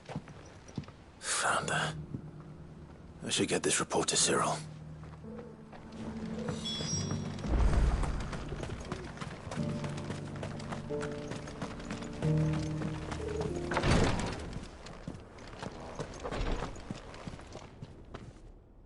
My Lord Marquis, welcome back. I am glad to see you hale and whole. I met with your third chair, Cyril. He bade me deliver his findings to you.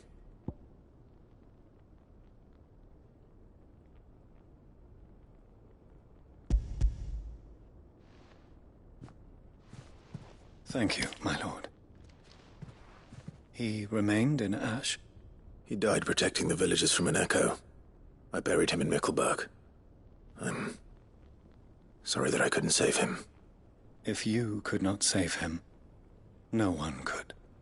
The villagers, they were believers in this savior cult. They prayed to their god that they might be unburdened of their wills. Then an ether flood came, and their wish was granted. Your brother sacrificed himself that they might live, even knowing that that life was death by another name. Then he perished defending liberty. A hero's end. For the right to choose how one dies is no less sacred than the right to choose how one lives. Sid would agree. He wanted to build a world where people could die on their own terms. A noble ambition. To die for one's cause is the most perfect expression of one's faith. It matters not how misguided others might judge one's decision to be. Only that the decision is one's own. We live according to the teachings of our order. We believe in them, we protect them, and yes, we die for them. For better or worse, That is our creed.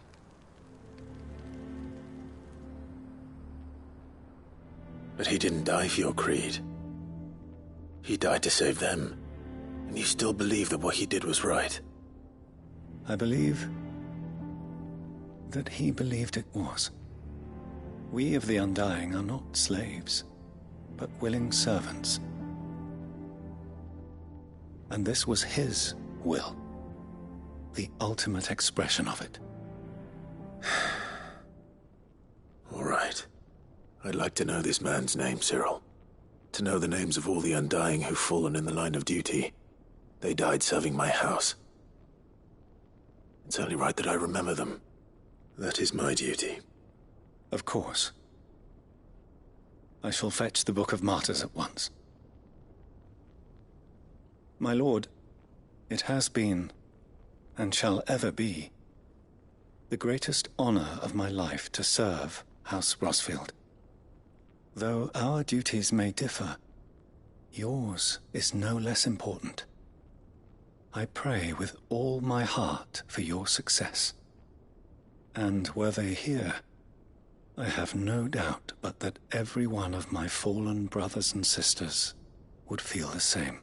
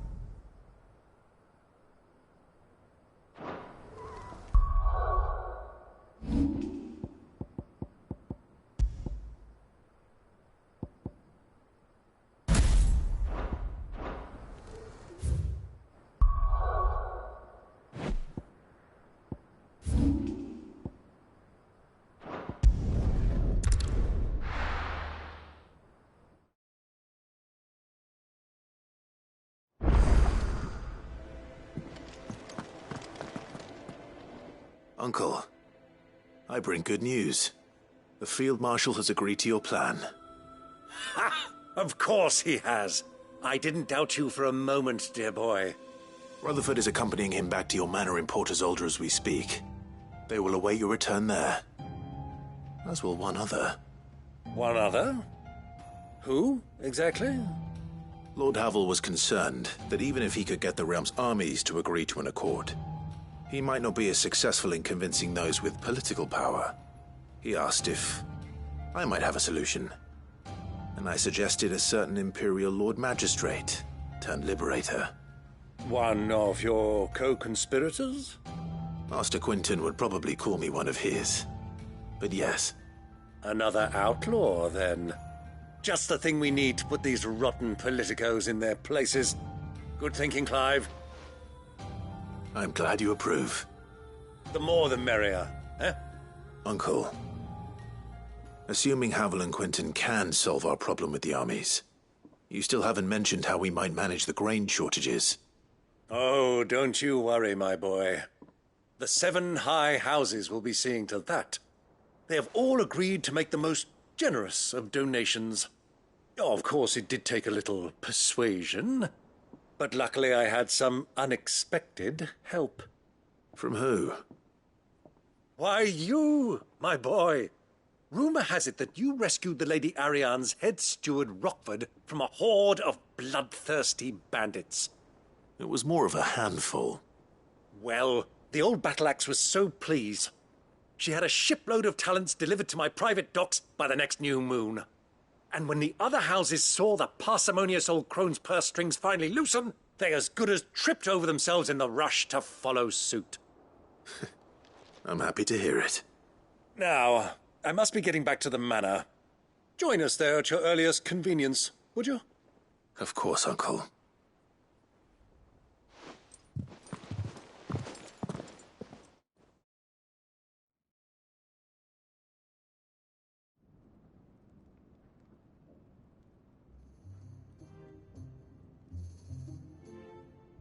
And how, pray tell, will we get that grain to the capital if the roads are still overrun with akashic? You'll find another bloody road. I only have so many men, and I'm not about to send them headlong into an ether flood. That is, unless you'd have them turn as well. Well, I'd certainly eat less. Says the man with a belly bigger than a band of curls. My soldiers actually need their rations. Without any food to keep them going, they'll be dead even before you've sent them on your fool's errand. If I may, gentlemen, perhaps I might suggest an alternative approach. Though supply routes are indeed disrupted, there is no shortage of ships. Indeed, they bob away in every bay from here to Randalar, awaiting a safe haven. Allow them to make port and fill their bellies full of grain. And once those who crowd the cities are fed, ferry the displaced back to the countryside to work the fallow fields. But I'm sure that you wish to continue your discussion. Forgive the interruption. Two such firm friends as yourselves need no help from the likes of me. Rutherford spoke fondly of the great bond between you. Us? Friends? I can't stand the man! Clive, I'm beginning to question the quality of the company you keep. And what kind of company were you expecting him to keep? The man's a criminal! Criminal? How dare you? You are not fit to breathe the same air as this fine, upstanding young gentleman. Upstanding? He calls himself Sid the Bloody Outlaw! Once more onto the breach.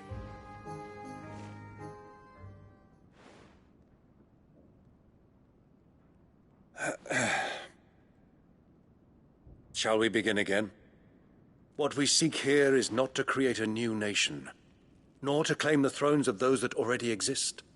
We wish simply to bring stability to the realm that mankind might weather the current storm.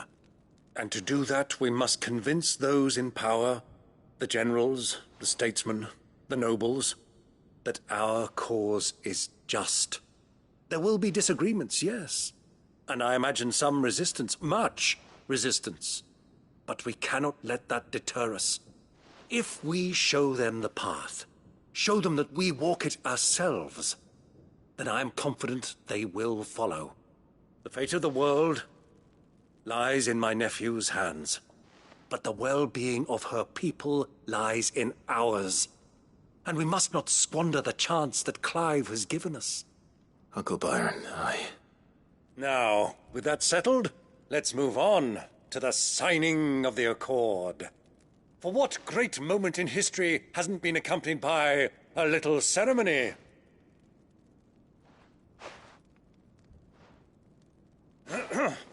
Citizens of Valisthea, I present to you the Tri-Unity. Rutherford, Mike Will.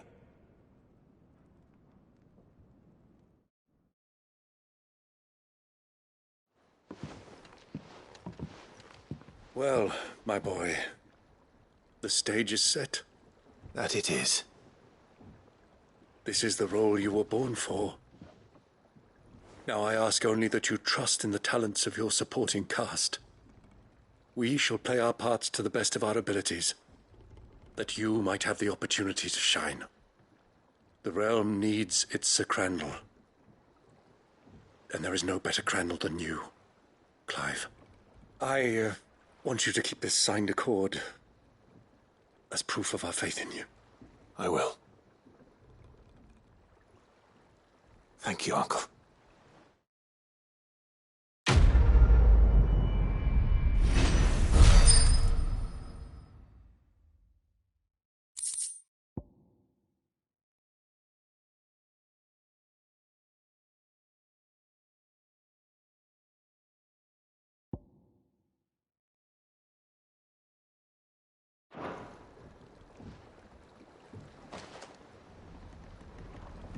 Sorry.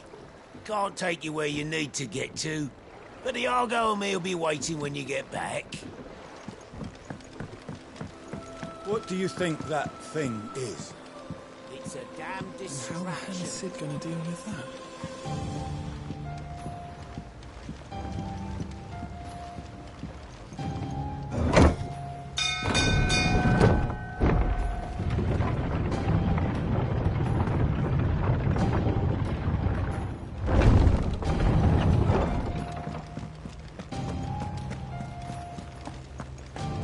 There's something about it. You should have seen him. The thing didn't stand a chance. Yeah, neither did you, I hear. Welcome back, Sid. Welcome back, Sid. Yes. Welcome back. Trip wasn't too much of a pain in the arse, I hope. Truth be told, it was me who suggested roping you in to help with the trial. But from what I hear, things didn't go quite as planned. No, they most certainly did not.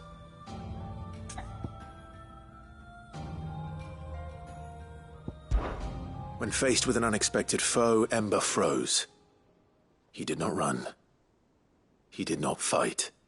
Had I not been there, he would be dead. It would be too great a risk to send him out on a mission alone.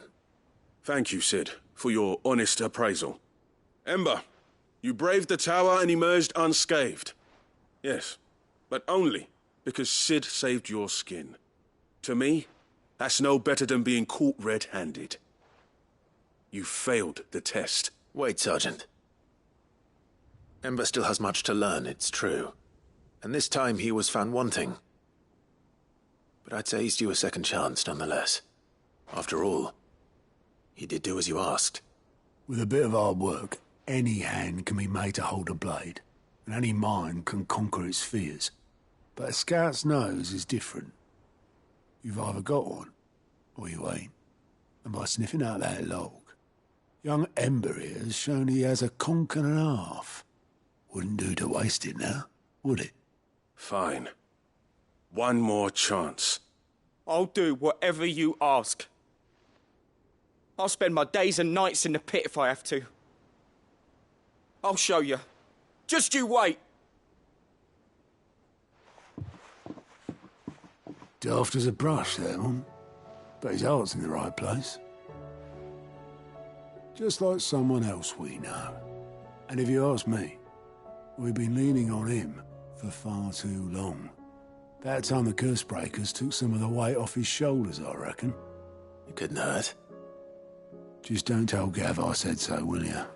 I won't have him thinking he's been hard done by. Next thing you know, he'll be asking for a day off. Chance would be a fine thing. Back to work. Forgive me, Sid. This did not play out as I expected. Things rarely do these days. But that's why we need men like Ember more than ever. Men who can make the best out of a bad situation. Remember that. I will, Sid. Thank you.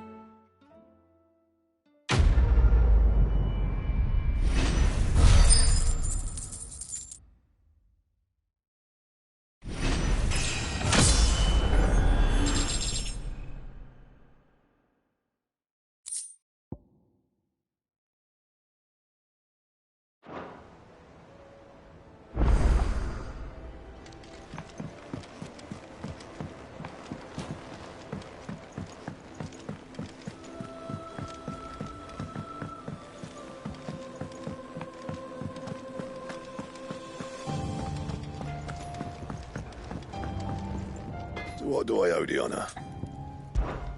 So, will it be?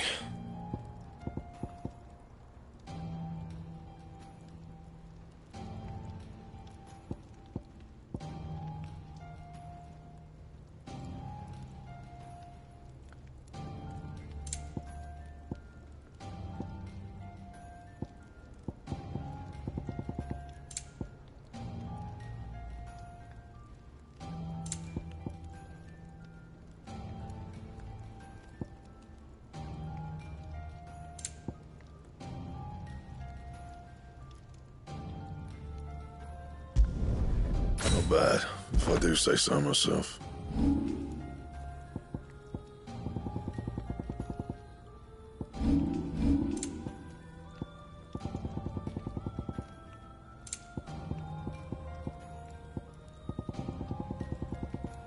Anything else?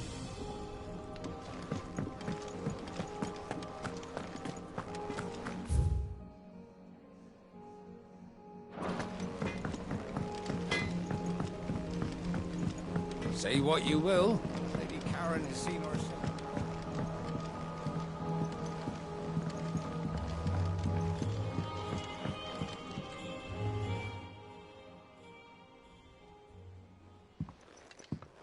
Pining for something, boy. What is it?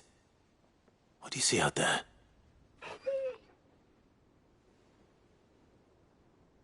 I never did ask where you got that anklet of yours. From Sid, that's why. On the day he brought him home. That long ago? And you're only thinking to ask this now? Sid saw that the pup had a habit of gnawing on his leg, since you ask. Clap that there iron on him to keep him from doing it. What was wrong, boy? I'll take like as not. Must have been hard on the poor whelp losing his loving masters at such a young age. Doubly hard in being a frost wolf, torn away from his icons and all. Sid would always tell him, you want my iron gone, you find what it is you're looking for. I reckon what he was looking for was you. I'm sorry, Torgal. Sorry for making you wait so long. Let's get that thing off you.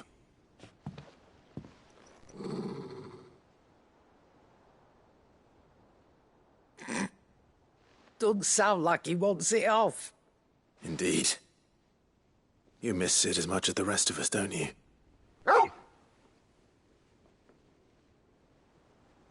You want me to go with you somewhere?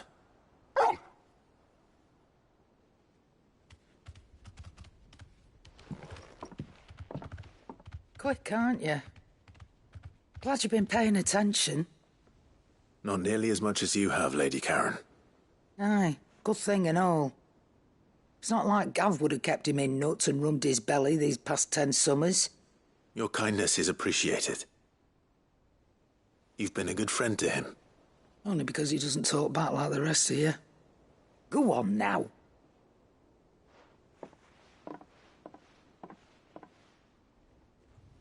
Where to then, Torgal?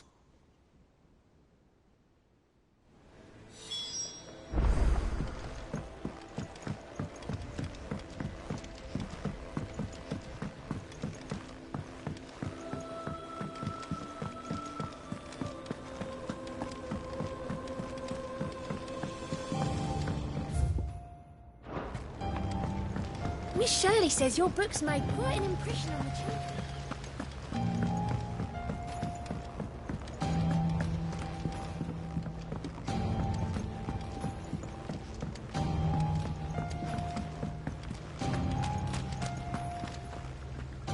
I hear that you traveled to Ash, Sid.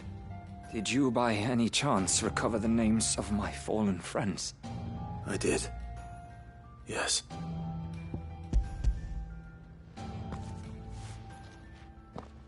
If I may? The bearer registry.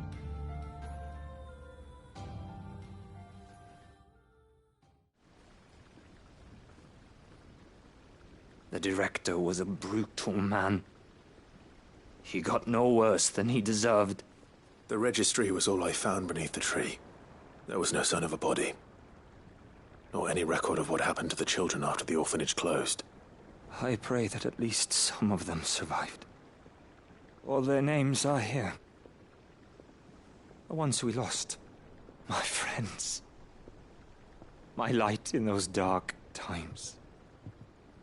I can still remember their faces, like it was yesterday. Children who were taken from their bunks in the morning, never to return. No explanation ever offered. They'd be happy to know that you survived, Herman. But why did I make it out alive, when so many others died in that awful place? It's not your fault. And blaming yourself won't bring them back. Honor their memory. See that their names live on. That way, at least. They're never truly gone. Thank you. Sid, I'm going to write a book.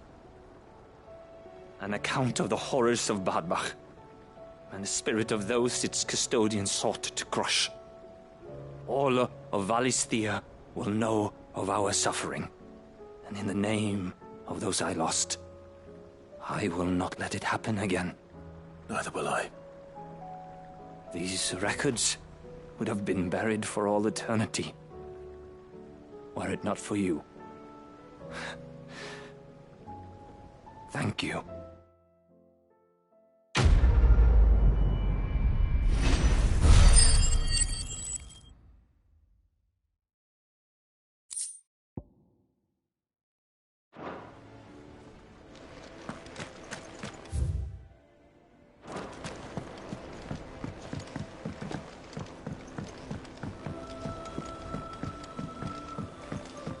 Has Middledol mentioned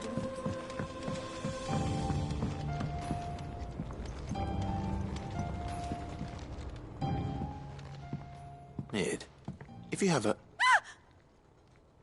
That's it! I knew it! The answer was right here under my arse all along! If this doesn't steer to the skies, nothing will! To the skies? You aren't trying to give the Enterprise wings, are you? What else would I be doing? The children seem to think you're avoiding them.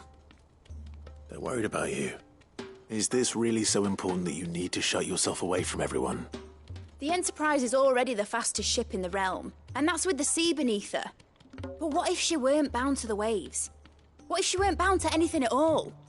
It's not fair. The gods get the skies all to themselves, so I'm gonna do something about it. The Fallen had their chance, but they relied too much on magic. And see where that got them? But not me. I've discovered how to do it without.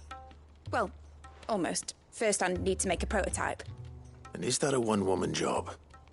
Are you volunteering? I'll have you know the Enterprise is my baby. But if a godfather's offering to lend a hand, I'd be happy to take it. First I'll need oil, and not just some old drippings from Miss Molly's spits in the Tub and Crown. Refined stuff, like they make in Ordil. Then I'll need some bone, or shell. Light, strong, preferably no longer attached to the beast it belongs to. If it's beast bones you're after, I'm sure the curse breakers will know where you might find some. No, they'll know where you might find some. You're the one who offered to help, remember? I should speak with one of the curse breakers before I set off for Old Hill. See if I can't find this bone while I'm there as well. They make an oil down at the docks in Aldale that's as slippery as the sea nasties they render it from. With that and the bone I told you about, I shall be able to finish the prototype.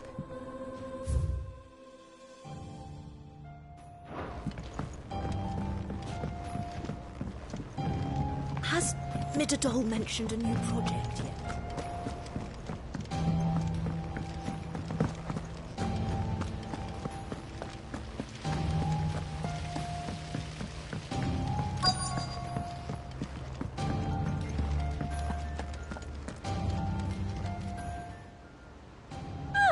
I wasn't expecting you back so soon. Your benefactors are a generous lot. Here you are.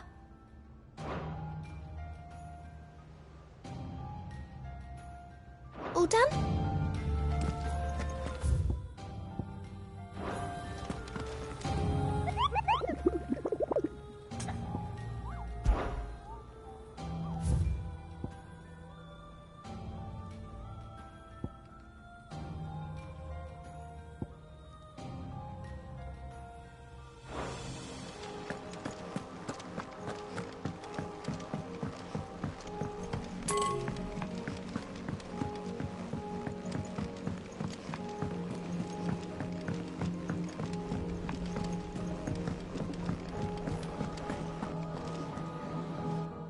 right, Torgal.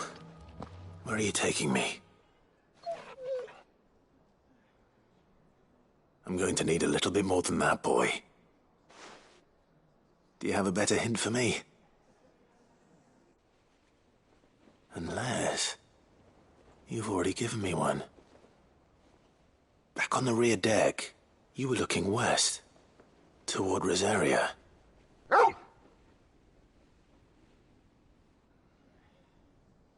Why don't we try the rookery?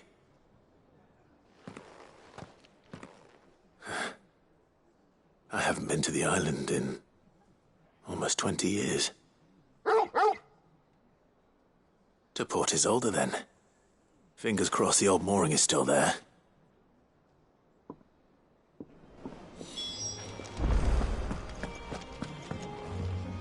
Oh, you all right? Something troubling you? No more than usual. It's just... Eda's baby will be coming soon, and I wanted to make something for it. I'm sure she'd like that. Back in the north, families would always make gifts when a bairn was on the way. Yeah, I'll let the little tykes know they were welcome in their new homes, like. So, what's the problem? Well, the problem is that Eda's due any day now, and I don't know if I'll be ready in time. Is there anything I can do to help? You know, there just might be. All right, then. What exactly are we making? A good luck charm. But not just any good luck charm. Not just any. No. One made from the feather of a silver chocobo. There's nowt luckier in all the realm, or so we used to say back home anyway. Thing is, they're hard to come by. Had Otto and Karen check with their suppliers, but nothing. I'd try and track one down myself, only... Only the big day is fast approaching. And that's all you need, a feather. That or the bird whose horse it's attached to, aye. I was gonna start by asking around with travelling traders plying the northern borders. Well, there's no shortage of those passing through Martha's. I think I might make that my first port of call. I'll let you know if I find anything. You're a good friend, Clive. I won't forget this.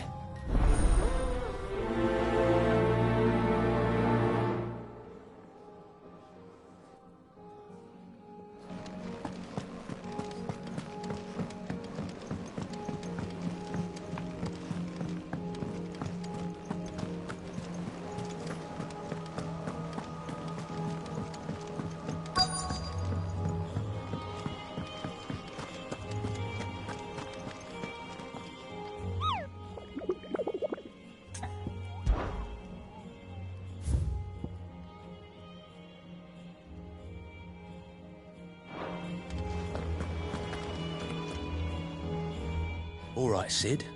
Come to buy us around, have you? Only if you earn it. Mid needs a piece of light but durable bone for her next project.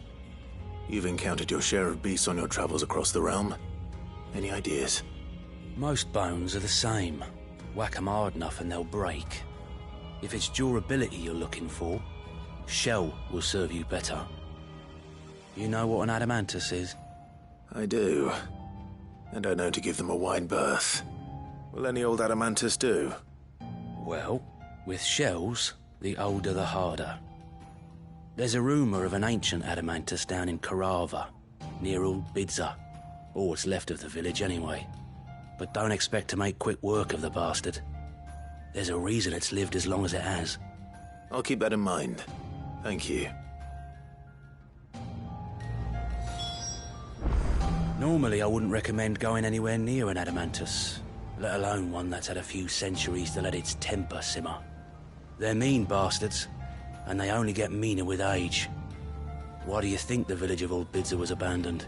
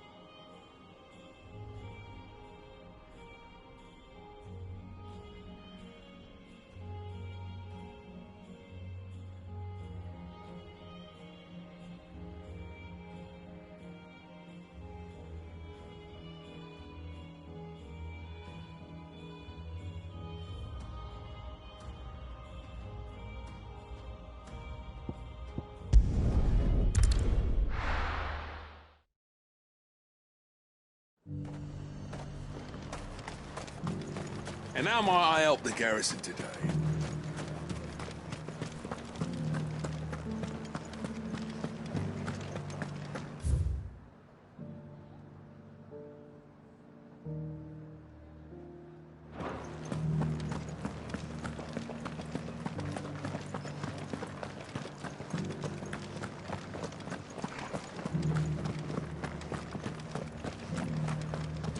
Haven't seen any of those beastly blue eyes.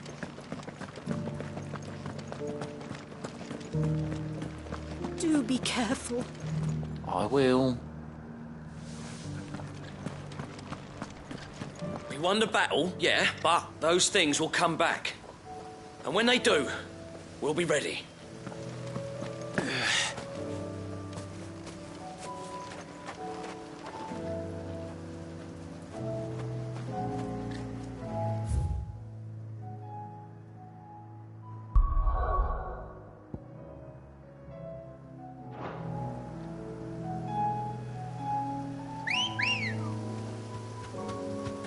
Come on. Yeah!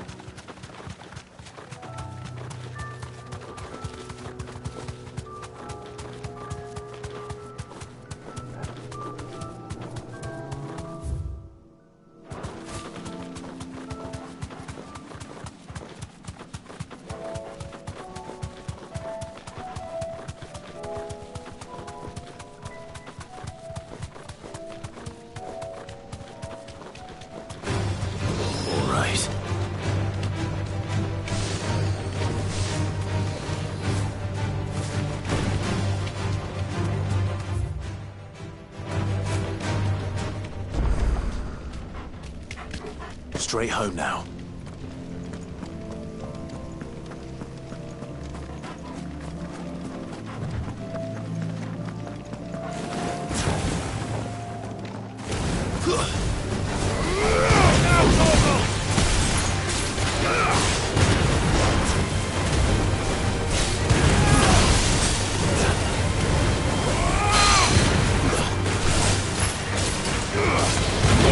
Kill!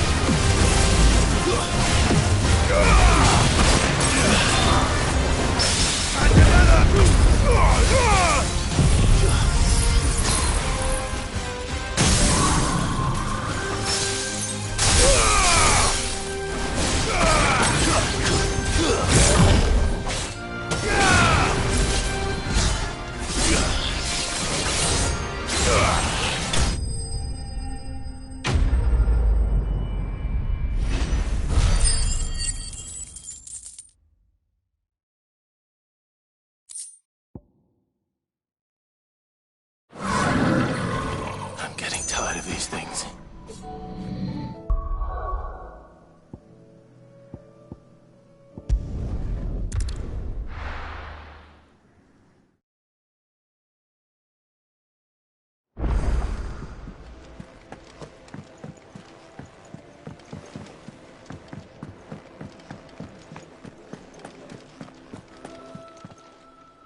Aye, it's a dangerous world out there. Let's...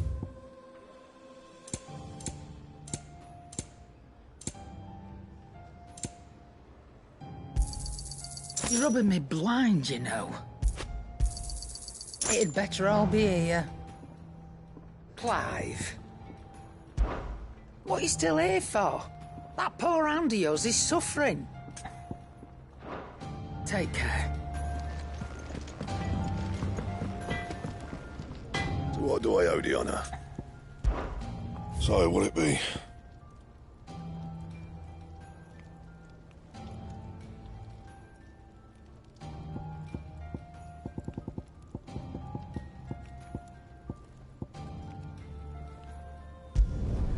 Not bad, if I do say so myself.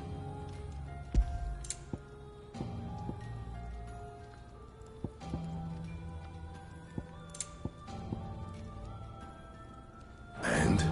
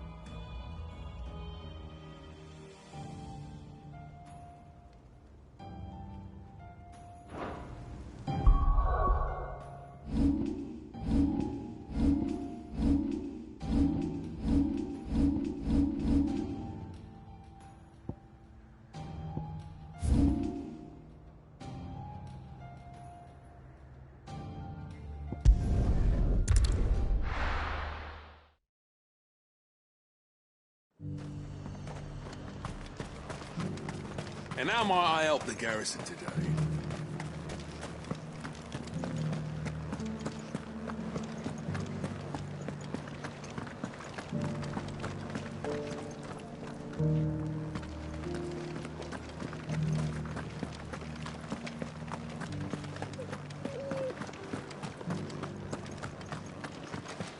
Haven't seen any of those beastly blue-eyed...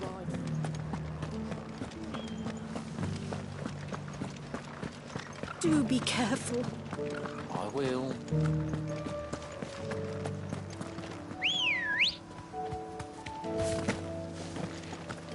Good girl. Run like the wind.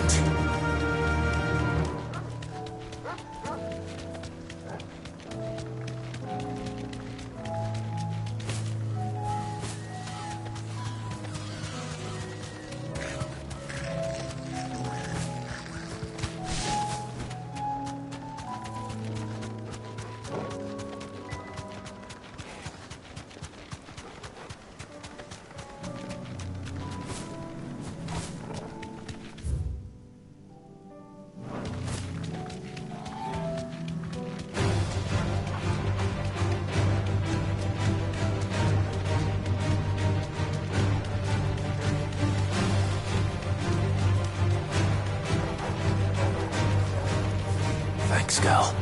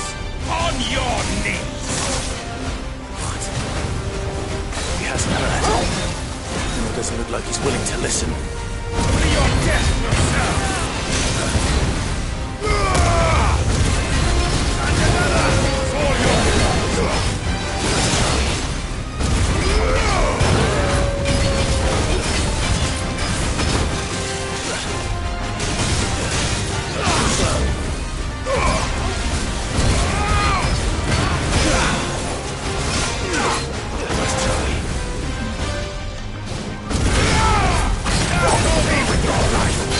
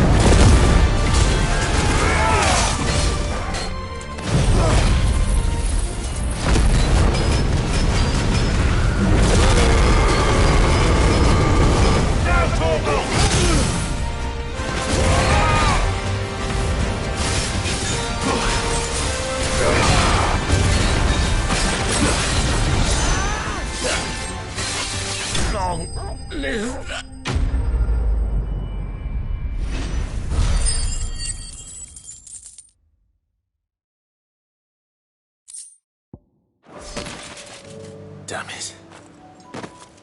Dion would have been glad to have you back at his side.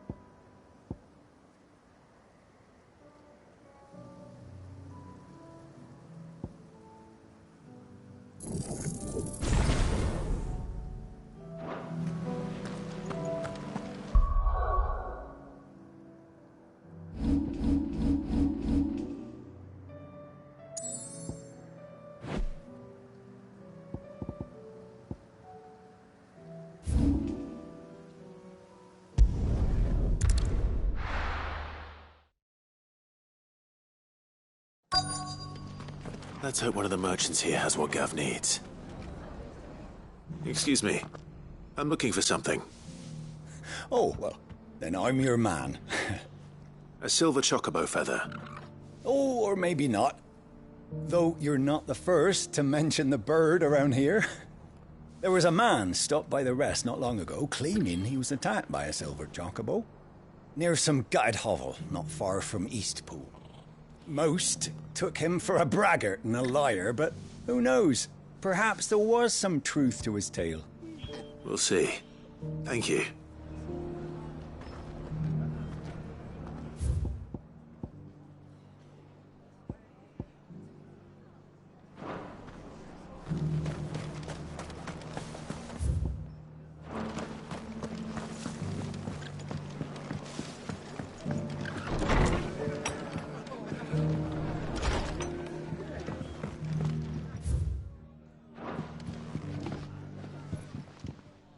You look like you could do with a drink.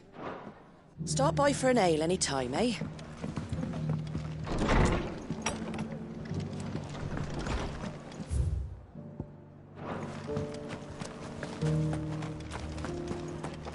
Just because the heavens have gone to Rackaroon, it don't mean we have to. How do, traveller? You've the look of a man who could do with a new whetstone. Or perhaps a bawdy etching of the Vicerine. Maybe another time. I'm looking for a silver chocobo feather. If that's the case, rumours are all you're likely to find. No one has seen a silver chocobo for years. Word is they were all hunted for their feathers. Some northern nonsense about bringing good luck. Didn't bring them much, nor their bows. If any shapes and sizes, colours too.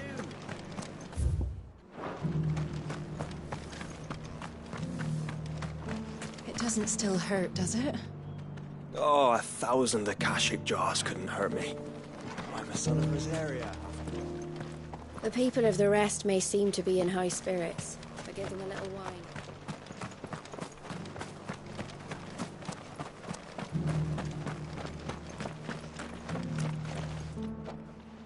Can I help you with something? You wouldn't happen to sell silver chocobo feathers, would you? I deal in fruit, not fancies. But if it's fancies you're after, I suggest you try Rhiannon's ride. Was a silver chocobo seen there? Oh, yes. If you believe the ravings of a madman. It wouldn't be the first time. A silver chocobo sighted in the hills near Rhiannon's ride. It sounds almost too good to be true. But since I'm already here...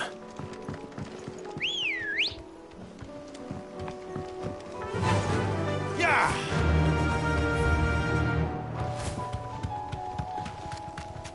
Can hardly make it.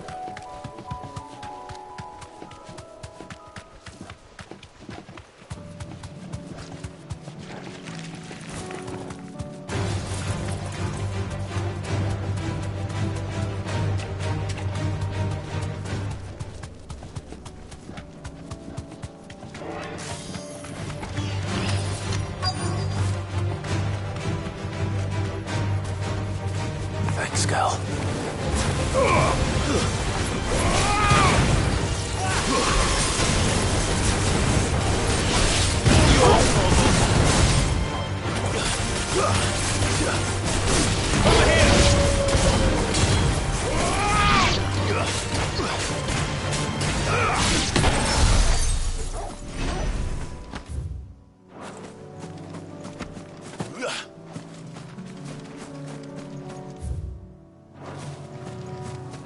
Tracks. They're not left by bandits for a change.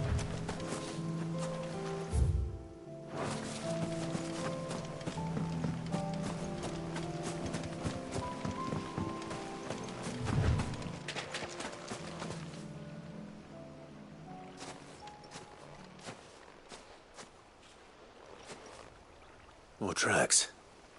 And these look fresh. The chocobo was here. And recently. Perhaps it still is.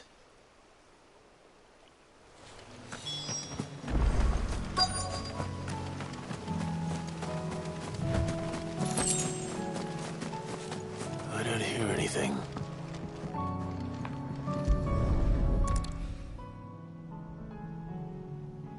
Well, I'll be damned.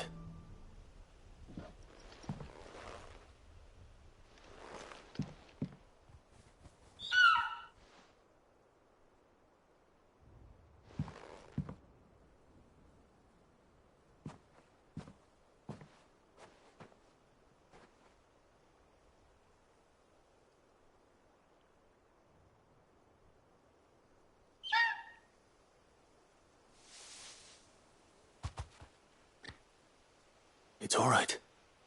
I'm not going to hurt you. Just borrowing a feather for my friend.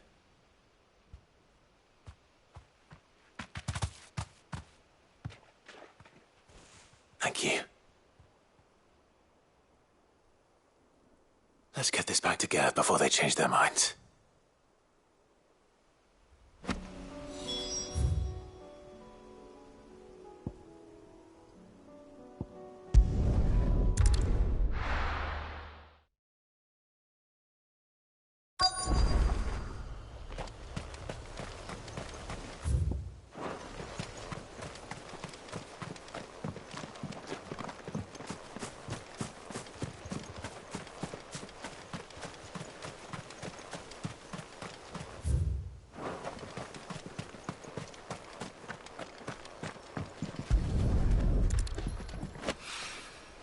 It's oil.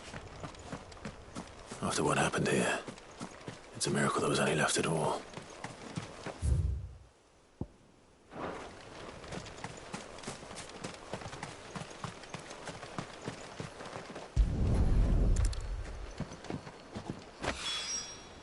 This should be enough.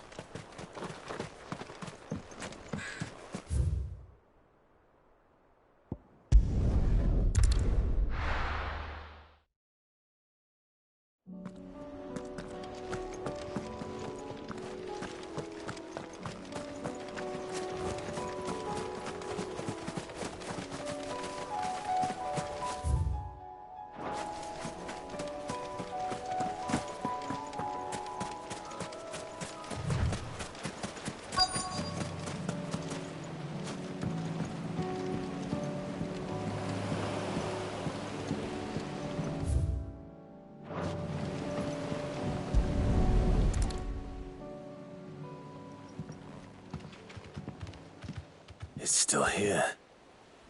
After all these years. Lots smaller than I remember.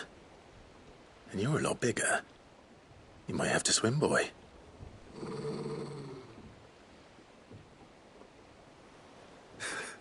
I wasn't being serious. You two go on without me. I doubt that boat will hold a third. If you're sure, we won't be long. Hop in, boy.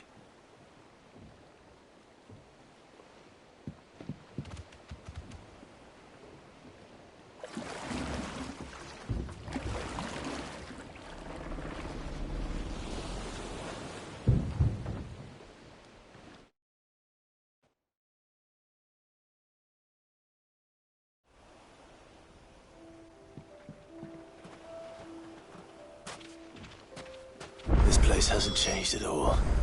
The rookery's right through those trees. Come on.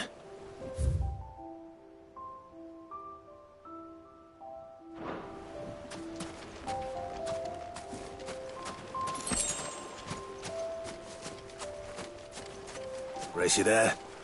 I bet I could still beat you.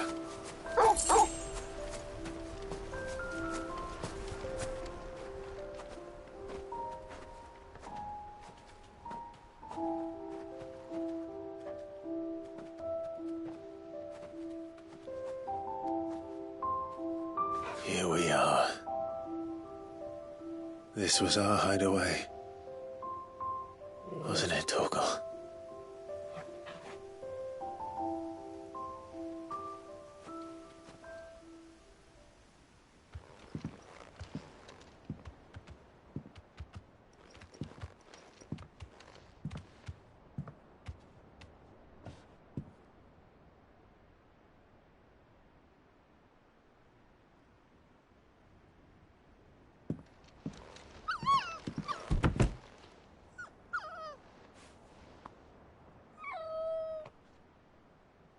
Coming here helped me to forget who I was.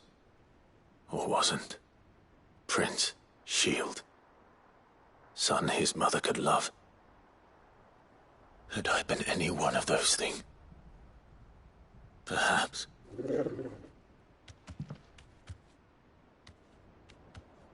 What is it, boy?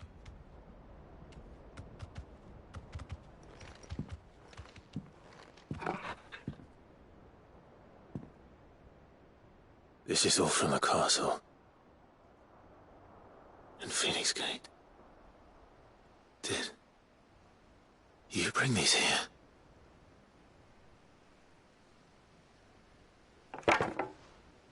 My sparring sword.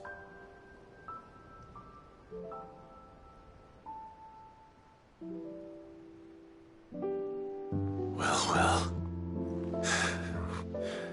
You never stopped looking for me, did you, boy?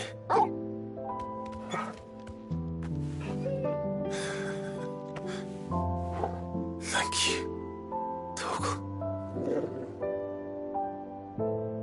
For never giving up. For never forgetting.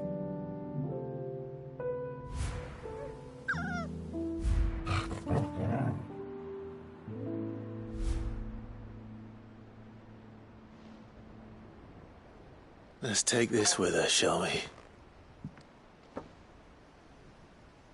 So I don't forget either.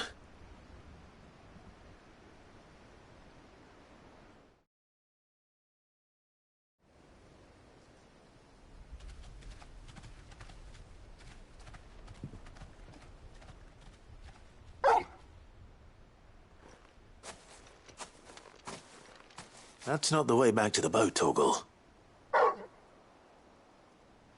All right. I'm coming. I think I know where we're going.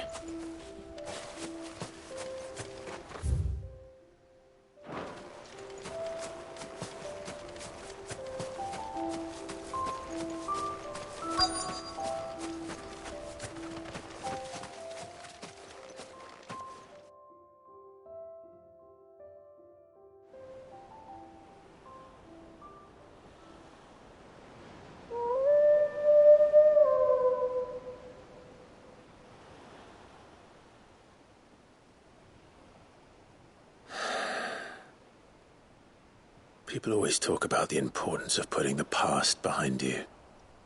But without it, we wouldn't be who we are today. And we certainly couldn't steer our way to a better tomorrow. Come on, Torgal. Let's go home.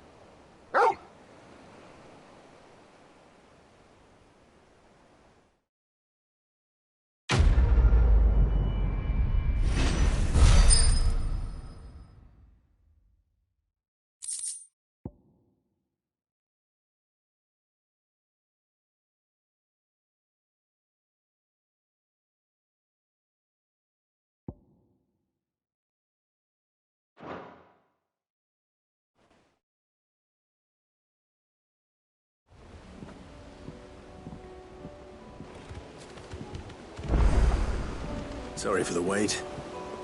We're ready.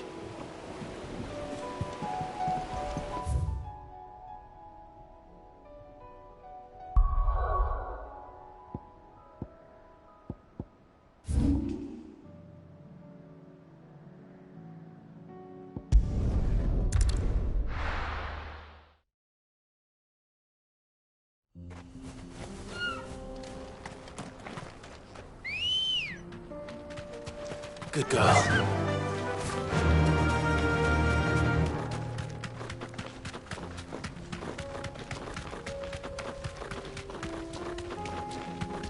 That's better.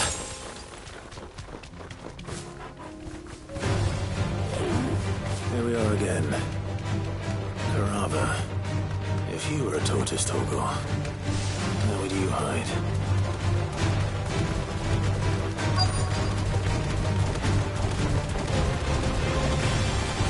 You're in your element. Looks like we found him. Let darkness go!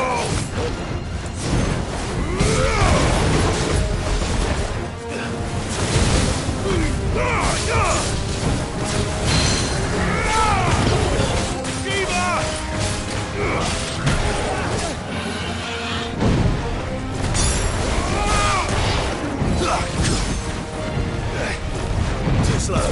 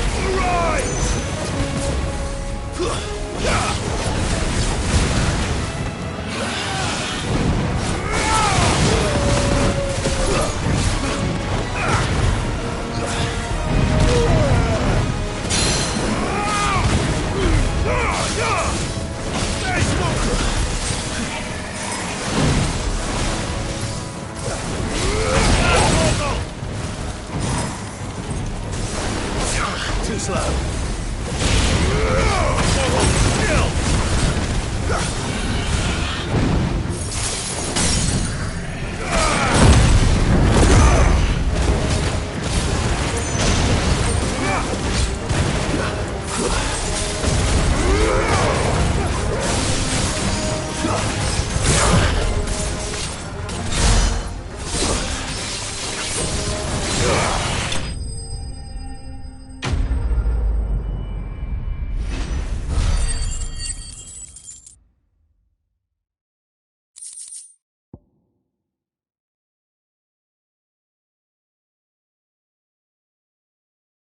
I better get these materials to Mid so she can finish her prototype.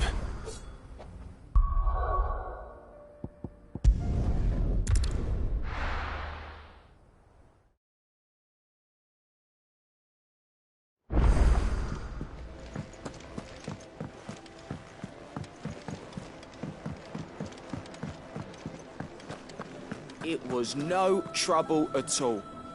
Still, I appreciate it.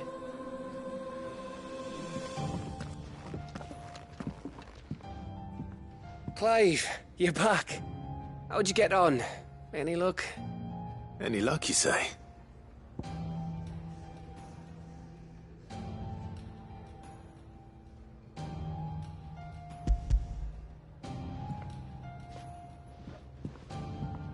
Crystal's crack. Is this what I think it is? Where in the hell did you find it? It's a long story.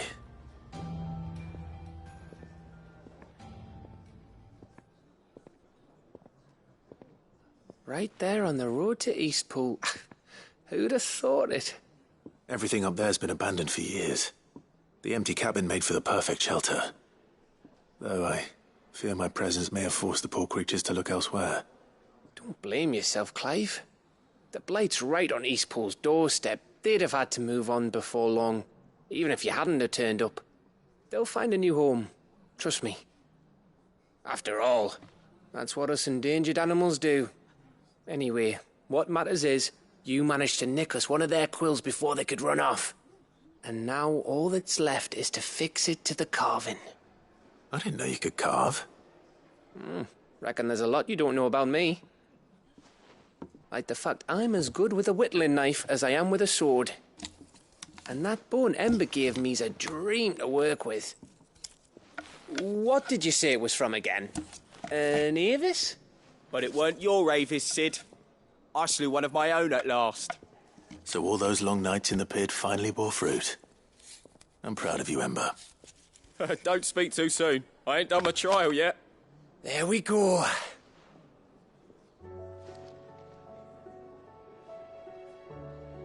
What do you think? I think if you ever hang up your scouting cap, you'll be able to make an honest living. Oh, will I? I should go and see if Ed is awake. Give it my best. You can give it to yourself. Come on.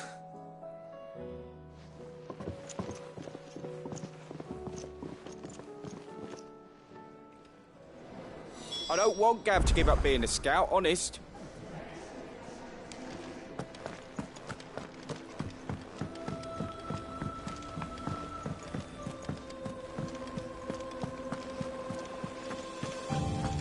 There's something about him.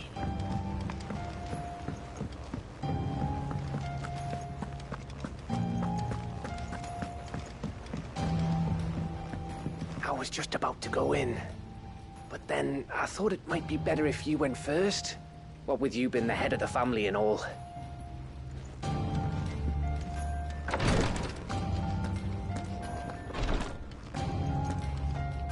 Clive. What I truly like. But teach her medicine.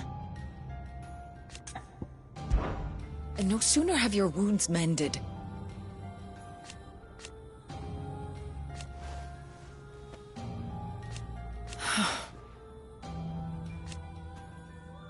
While I may not have Gav's nose. That's what I'm worried about. I do. Don't push yourself too hard, Clive.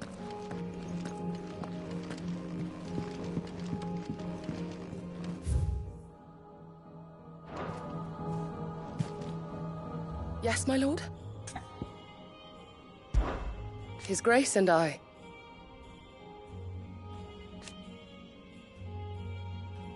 At first,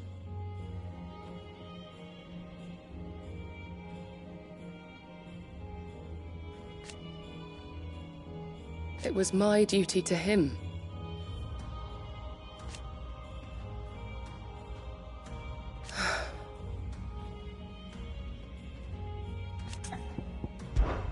My lord. I am.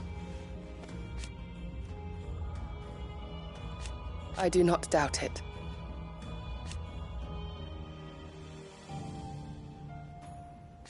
Thank you, Yode. May you return safely. May the Firebird's flame burn ever in your heart.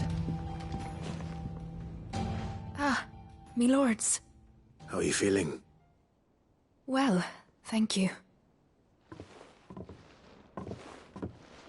Is something wrong? Wrong? No, nothing like that. What it is, Go on, please.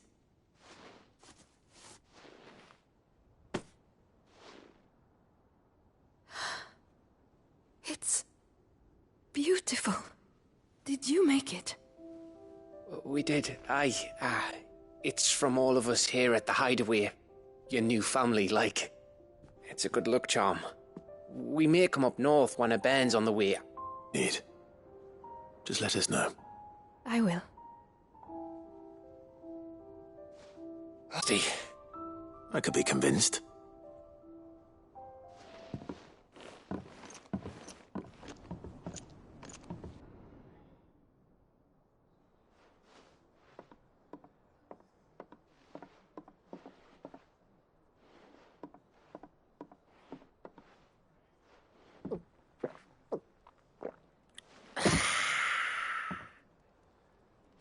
Don't you think you've had enough? No, we're celebrating. I'm gonna be a father. I think Edda might have something to say about that. You know what I mean. Bit of light in these dark times.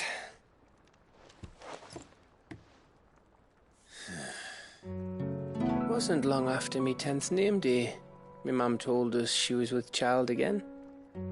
I was over the fucking moon.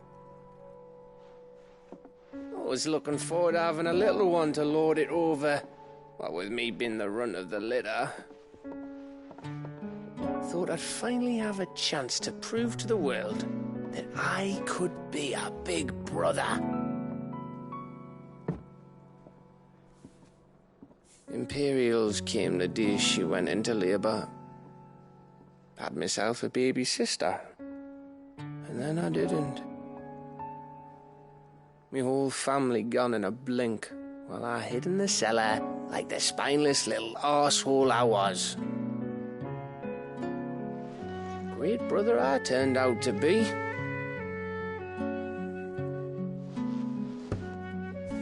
I'll never be a leader. And I'll never be a hero.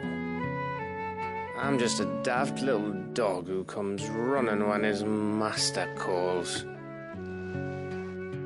I'll never be like you, or Sid, or Jill, or even Torgal. Have you finished? Maybe.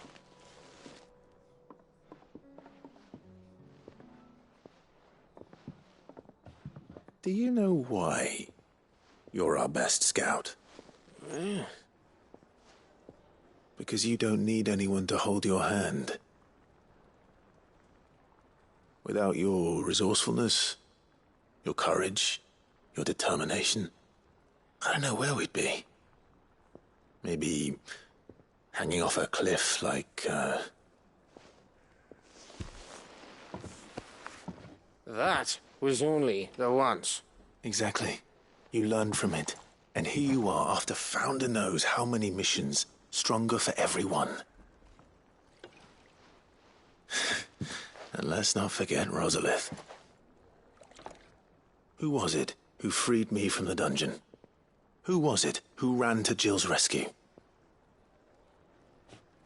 That would be me. Because you're our brother, Gav. My brother.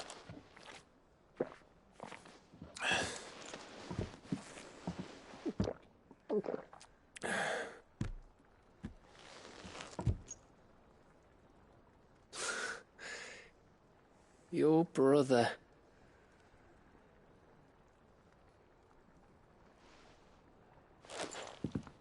Which means that when the time comes,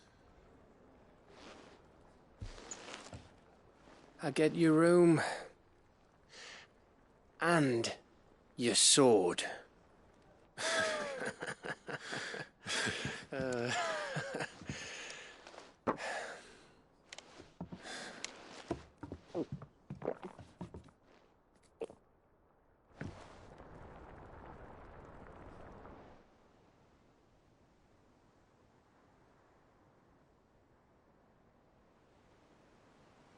I may have had one too many. You may have had 10 too many. I said I was thirsty. Better get back to work anyway, after I walk this off. Clive? What is it? Thanks for, you know. I know.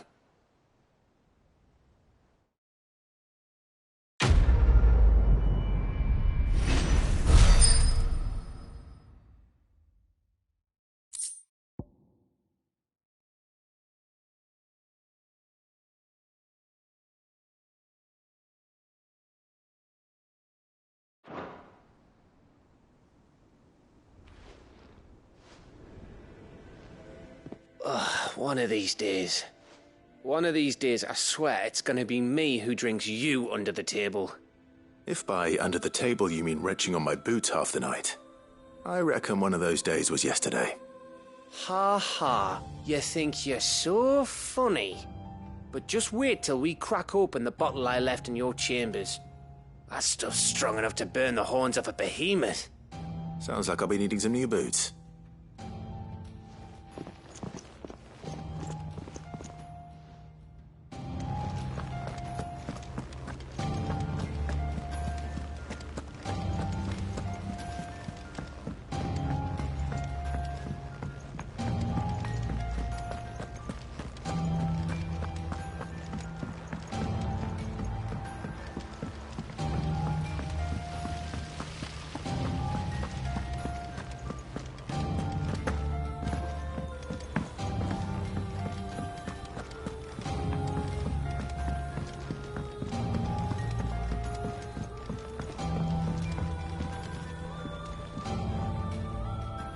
Mid, tell me this is all you need.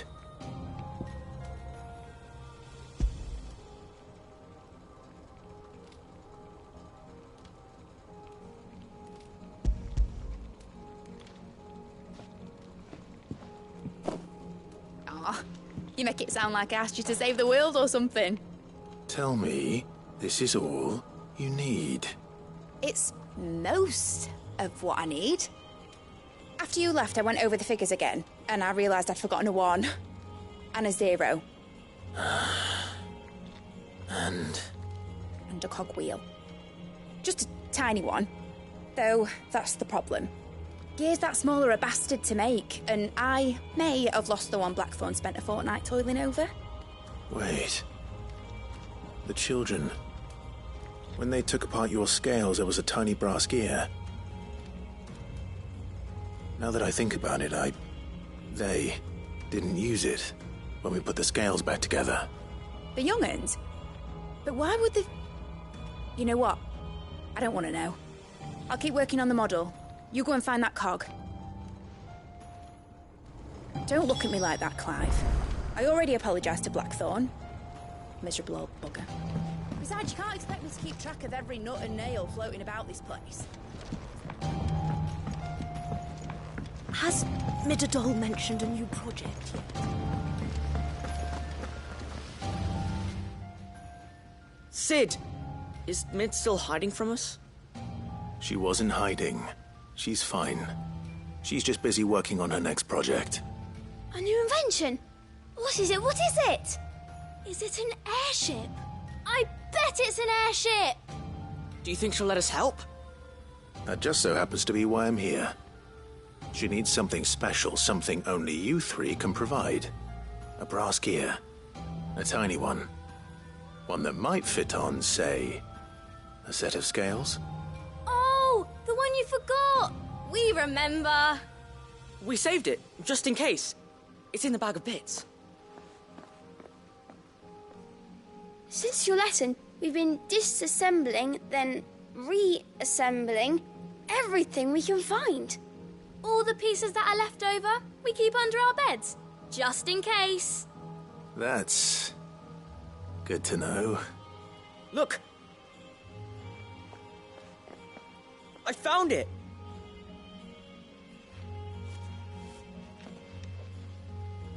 Is that all? Just the gear? We have more parts if Mid needs them. That's all for now. But I'll let Mid know about your hoard. Just in case. Thanks, Sid.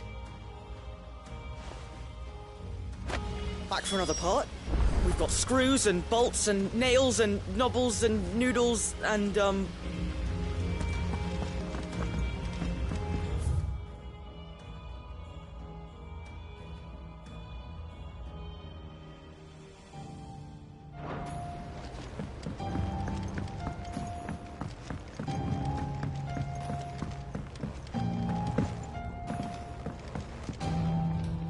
Well, did they have it?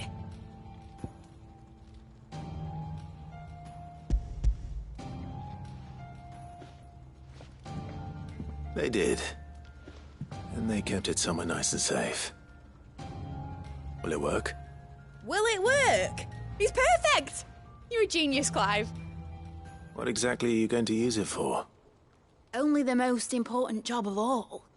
The wings aren't going to move on their own. But with the right cog in the right place... well, you just wait and see.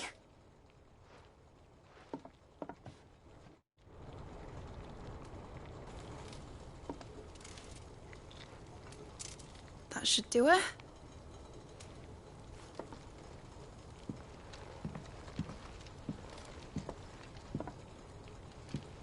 Here goes nothing.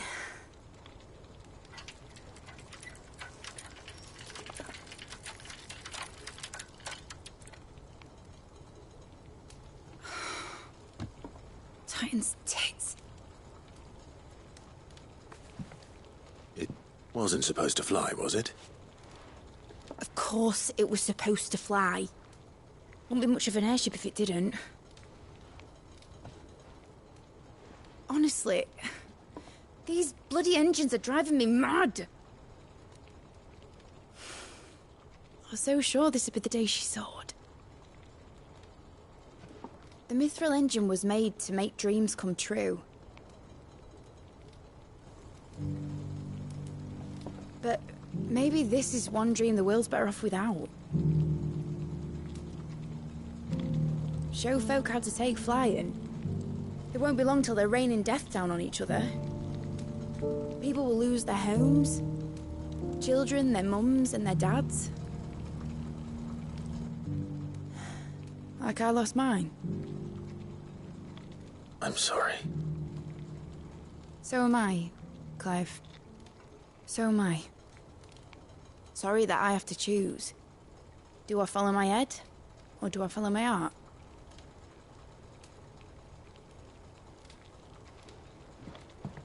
Good question. The first time I stood on the deck of your ship, felt the wind in my hair. It was like I was flying. But imagine how it would feel to actually do it. My dad always said there were two ways of living life. Chasing a dream or shuffling to your grave. And he were right. Right about a lot of things. Not that I like to admit it.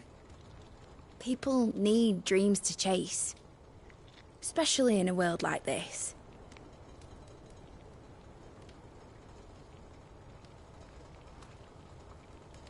Right.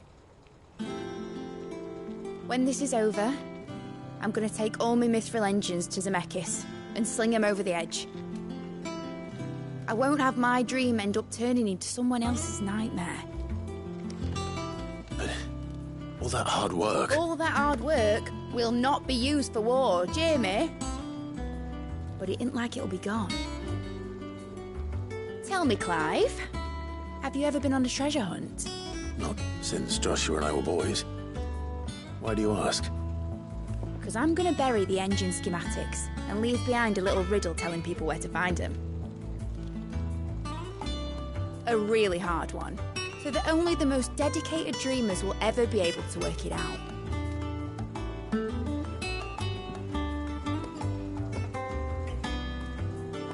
Ooh, I can picture it now. Some daft general squinting at the words with a gormless expression on his mug. Like that one, yeah. Right.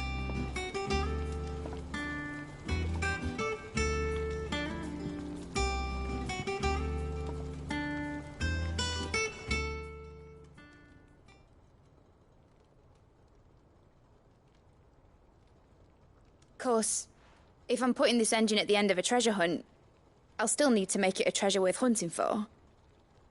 Won't be much of a prize if it couldn't even make a toy boat fly after all. My dad always said, dream big. But it ain't the size of a dream that's important, is it, Clive? Only that it's a good one. And I reckon I've got a fair few good uns left in me. I'm sure you do.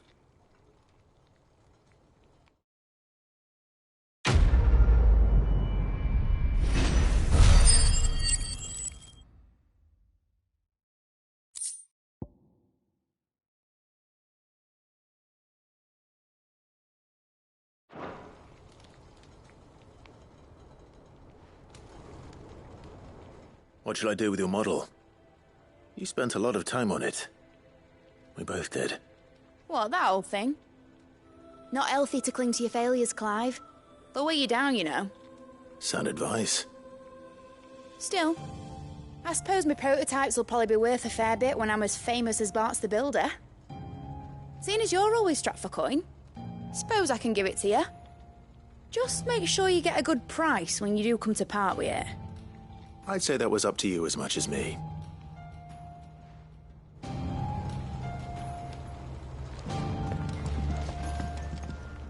Need something? Enjoy it while you can, Clive.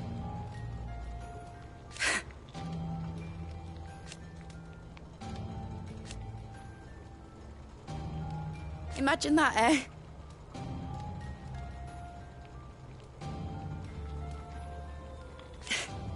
Till then, though.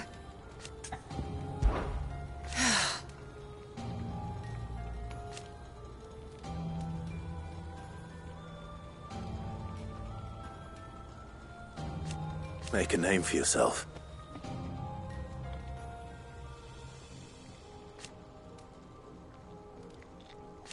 You better bloody had to and all. Be seeing you, Clive.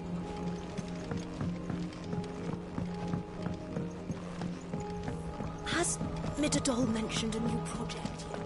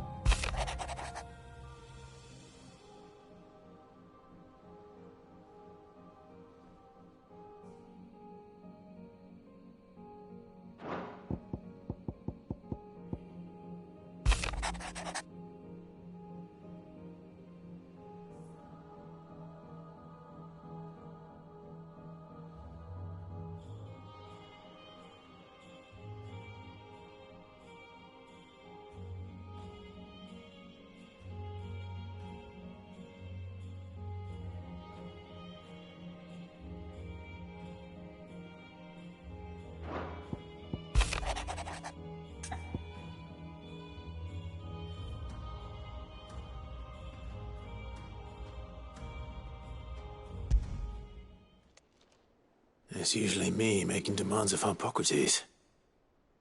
I wonder what this is about.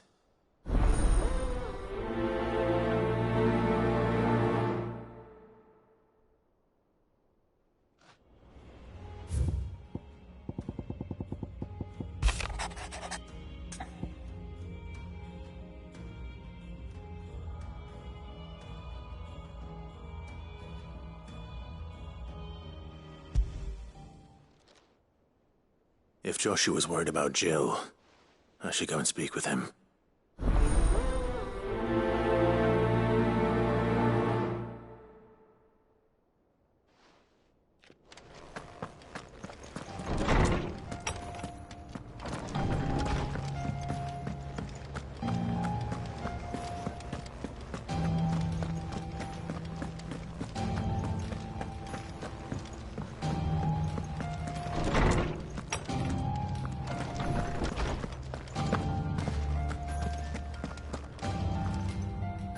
Lawsman Hippocrates, I received your note. Ah, yes. I expect you're wondering what this is all about. You spoke of making amends with Dion, but I can't imagine what for. Then I should begin by telling you that I was once his tutor. This was some years ago, of course, before I joined Sid in his hideaway.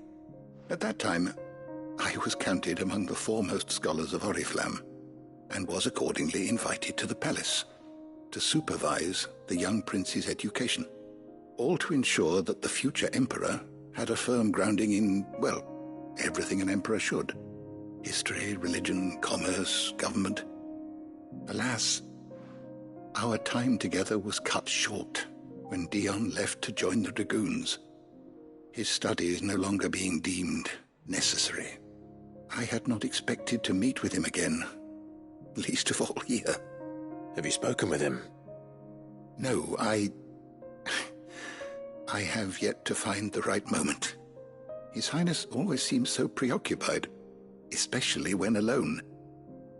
I would not wish to disturb his ruminations with idle words of greeting, not when I know he dwells upon the evil Ultima had him commit in the Dominion.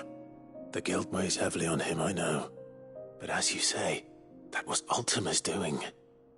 Surely you can't blame yourself. When I first met him, it was not guilt, but his people's expectations that weighed heavily upon him, and I did nothing to ease that burden. He bore it alone, until the day he could not bear it any longer. It is one of my greatest regrets that I only ever offered him my wisdom, when what he truly needed was friendship. The blame for Dion's transgressions lies not only on his shoulders, but on mine. I see. I'm ready to help you in any way that I can. Then I beg that you bring me a wild wyvern tail. Apothecaries across the ages agree that even to glimpse such a flower is to be granted inner solace. Fabulists and fraudsters all, of course. But there is oft a seed of truth to be found where even the most outlandish opinions align. Well, it can't hurt to try. Where can I find this flower? And how will I know it? You have seen cultivated wyvern tails before, I trust. The lily-white blossoms from whose roots the poisonous ink for the brand is distilled. Well, those which grow in the wild differ only in their purple hue. The harsher the environment in which they are raised, the deeper the colour. There is a waterfall in Rickmal's roost across the strait, where the flowers once grew in abundance.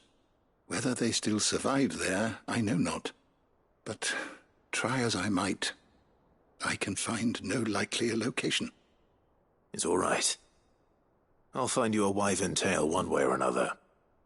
Thank you, Clive. And please, be safe.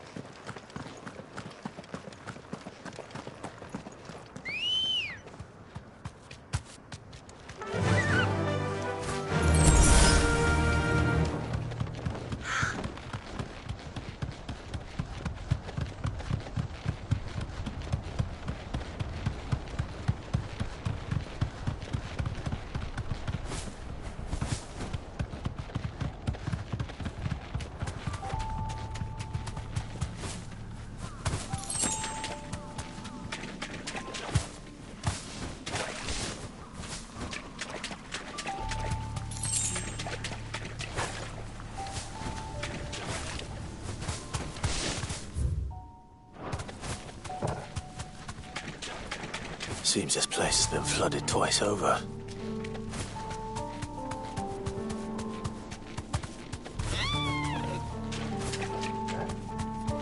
Purple flowers blooming next to a waterfall. Shouldn't be too hard to find.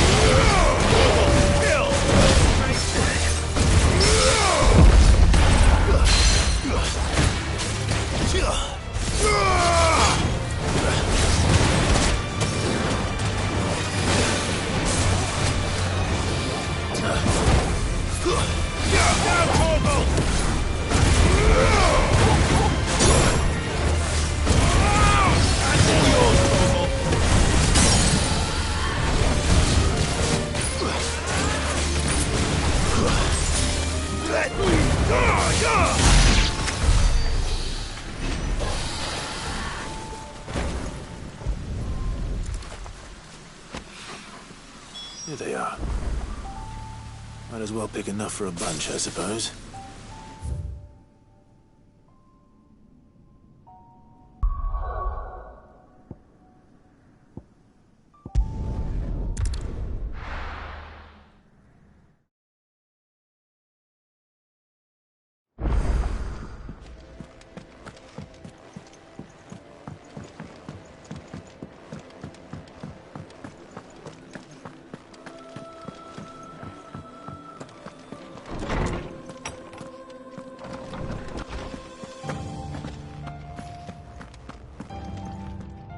Oarsman, I found the flowers you were looking for.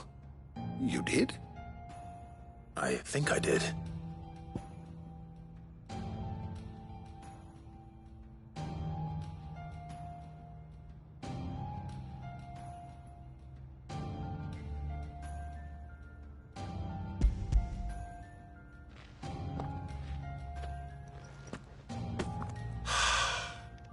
did indeed. My dear boy, thank you. You wanted to make Dion a gift of one, did you not? Shall I invite him to join us? Oh, I don't... It's no trouble. I'll go and fetch him.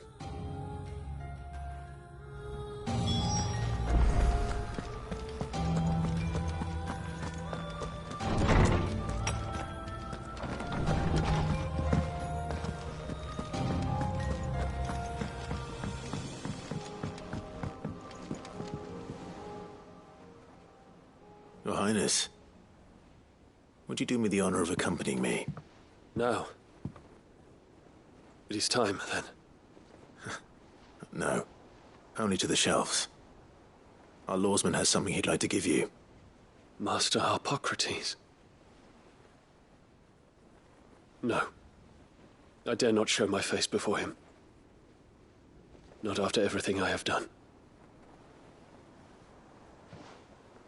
I have taken countless innocent lives. And ruined countless more. All because I was weak.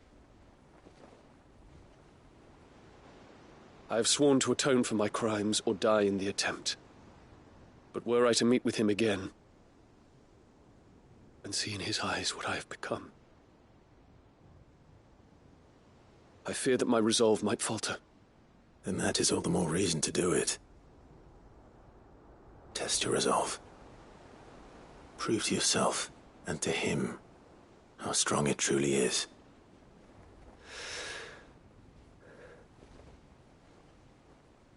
You are right. I must, at the very least, offer him my gratitude. Very well, then. Take me to him. Follow me.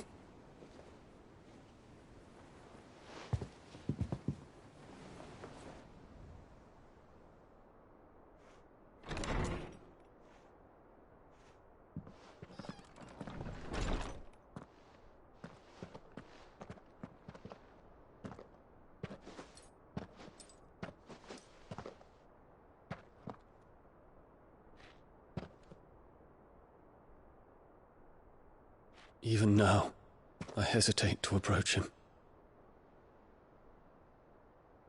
What must he think of me? You'd be surprised.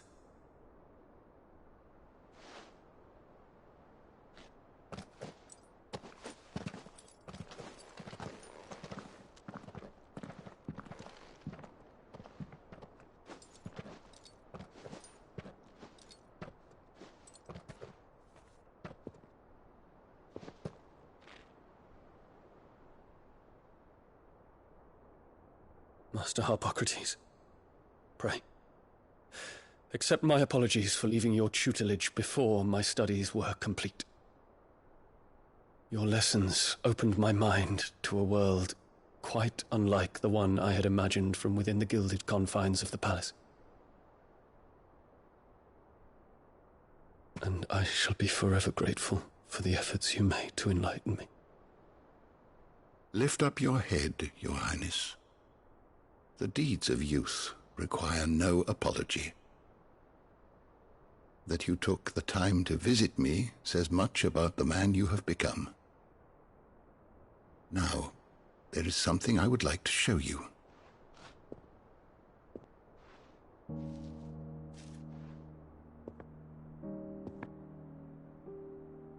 Is that a wyvern tail? The color is unfamiliar to me.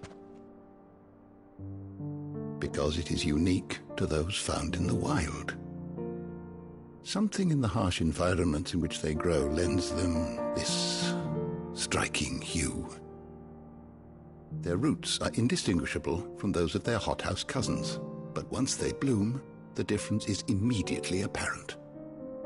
In this flower, I see you, Your Highness. Its roots were the roots of a wyvern tail, with all that implies. But they do not define it, just as yours do not define you. I want you to have it, that it might remind you of this truth.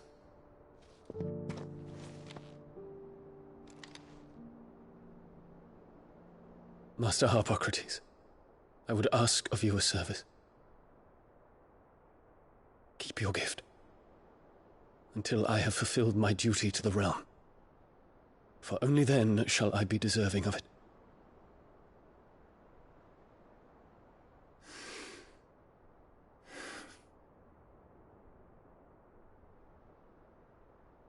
As you wish, Your Highness. I shall await your return.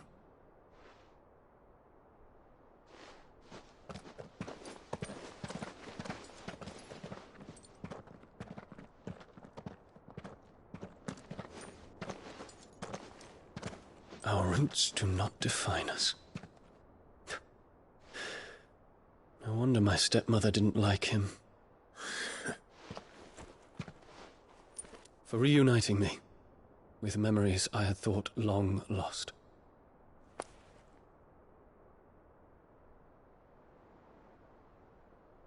I shall not forget this.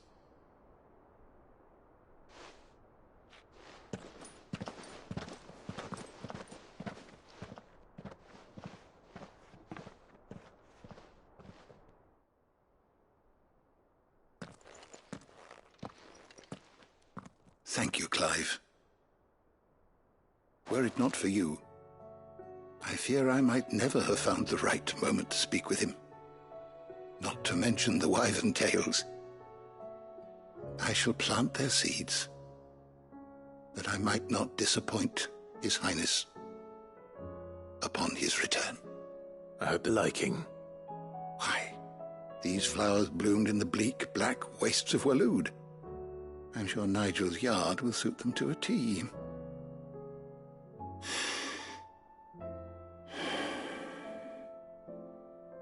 When it comes to expressing one's gratitude, I find that words are seldom sufficient.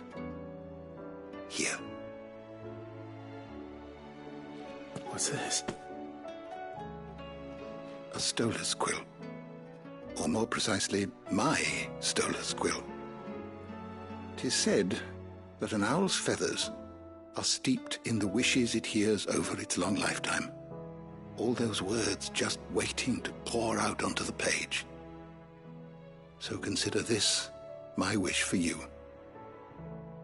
That one day you may put down your sword and pick up that pen. Well, when that day comes, I'll certainly have a lot to write about. Thank you, Harpocrates. It shall have pride of place in my chamber.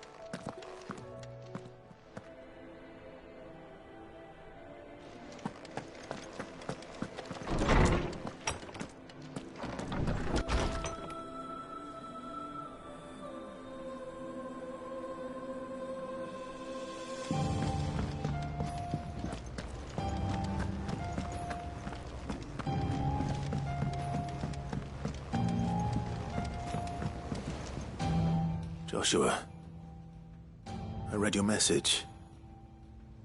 You're right. Jill is different. I don't think I'd realized how different, but since we returned from Drake's spine, I've felt it more and more. I suppose it's not hard to imagine why. She doesn't think she belongs anymore. And that's why we need to remind her she is still one of us. And to let her know that we still need her. Now more than ever. That you still need her. But how to do that? When last we were truly close, we were but children. Of course. Do you remember the time we accompanied Father on his annual tour of the duchy? And Jill and I broke from the procession to ride up Man's Hill. To see the snow daisies, I remember. It was the first time Father had allowed us to join him. And when he realized you were missing, he had the entire retinue down to the pot boys combing the countryside. In the rain. A thunderstorm forced us to take refuge in a grove of oaks before we'd even made it halfway there. It was the Lord Commander who finally found us, and needless to say, he was none too pleased. Then it seems you and Jill have unfinished business. What do you say? Man's Hill. It's not that far. Oh, true. Though I suspect it is also much changed. Little in southern Rosaria remains as it was when we were children. You're saying I should go and scout the area for bandits? I'm saying we should first go and see if there are actually still any snow daisies left. What would you do without me, Clive? I can't say my travels ever took me back to Man's Hill. I'm curious to see how it has fared.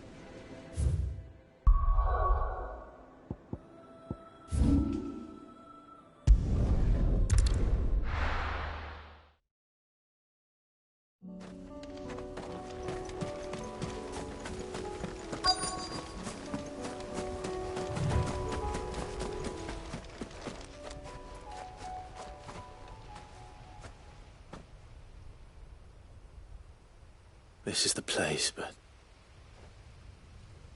I'm sorry, Clive.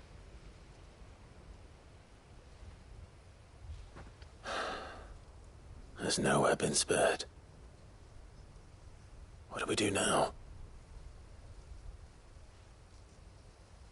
We keep looking. Man's Hill cannot be the only place where snow daisies grow. Perhaps, but... it's the only place I know of. Knew of. Then why not ask someone who might know of another? Someone in the backyard? To the hideaway, then.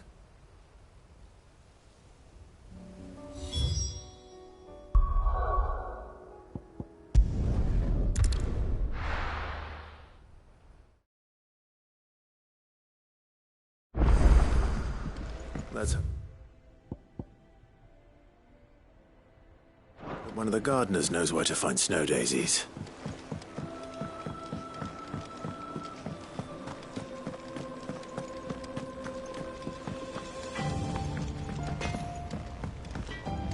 Say what you will, Lady Karen has seen her.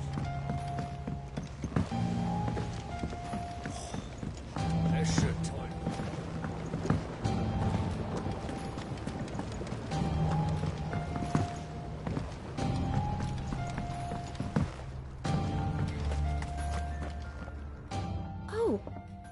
What brings you down from the heavens, Sid? I need your advice. Joshua and I are looking for a place where snow daisies grow. Preferably in abundance. Snow daisies. Then you'll want somewhere not too hot and not too cold. And where the winds are strong enough to carry the seeds. I reckon Man's Hill would be a good place to start. There in the Royal Meadows, perhaps? Both have similar climbs and the right elevation. If the Blight hasn't claimed them yet. Right. Thank you. Did you learn where we might find our flowers? The gardener here mentioned the Royal Meadows in Sambrek. The fields beyond Northreach. Well, if that's the case, then Yote was right. I recalled that she'd kept the record of our travels, you see. So I asked her if she'd perhaps noted anywhere that snow daisies grew, and she mentioned Oilefeist Bay. Whose shores border the meadows. Off we go, then. The winds that blow across the Royal Meadows from Oilefeist Bay are strong indeed. Strong enough for snow daisies, it seems.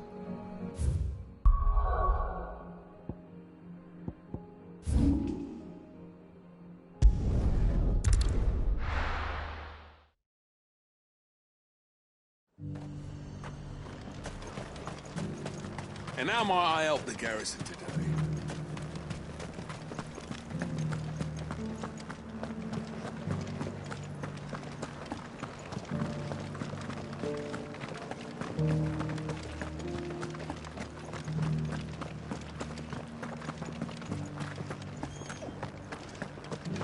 haven't seen any of those beastly blue-eyed...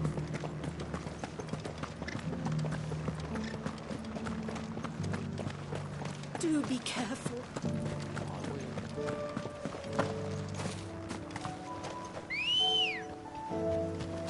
Ready, go?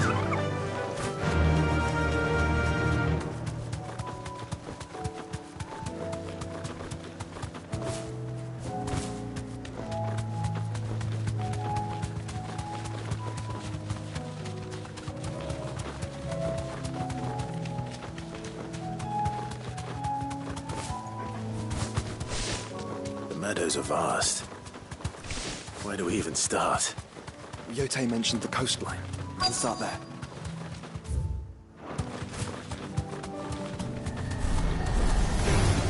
All right.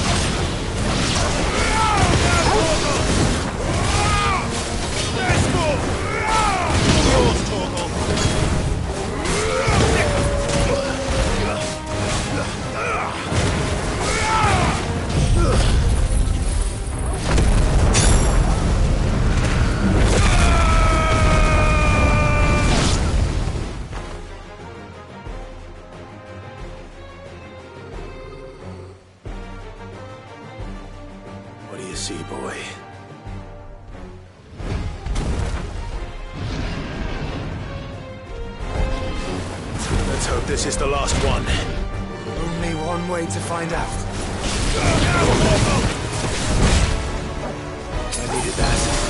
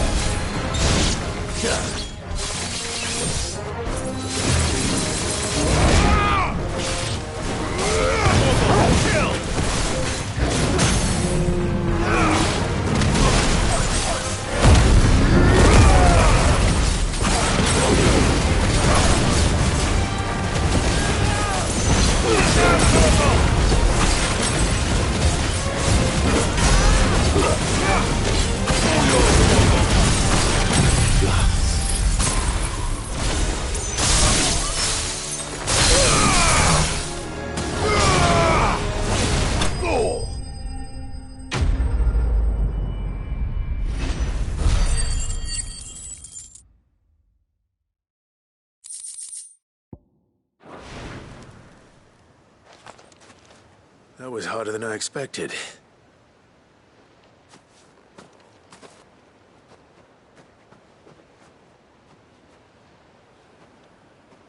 But found her. It was worth it. They're beautiful. Do you think Jill will like them? She'll love them. Come on. Let's go.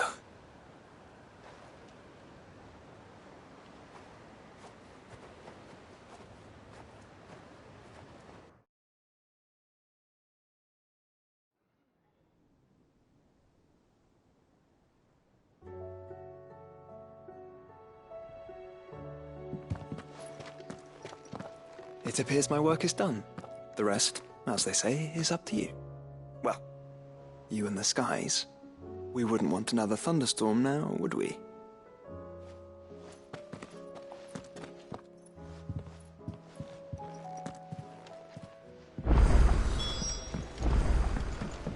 No, you needn't worry about me, Clive. I doubt Jill would appreciate my presence on your outing.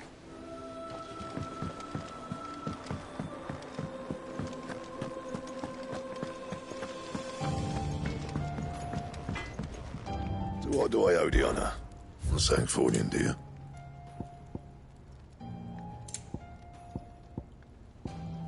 Anything else? First the skies, then the crystal.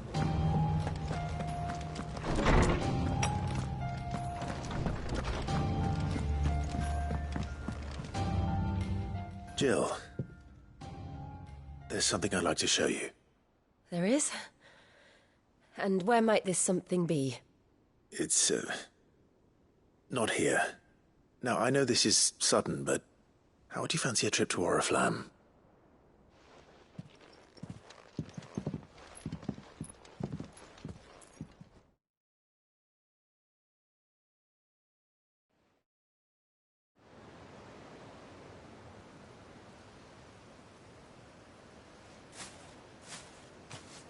There are so many. This is what you wanted to show me.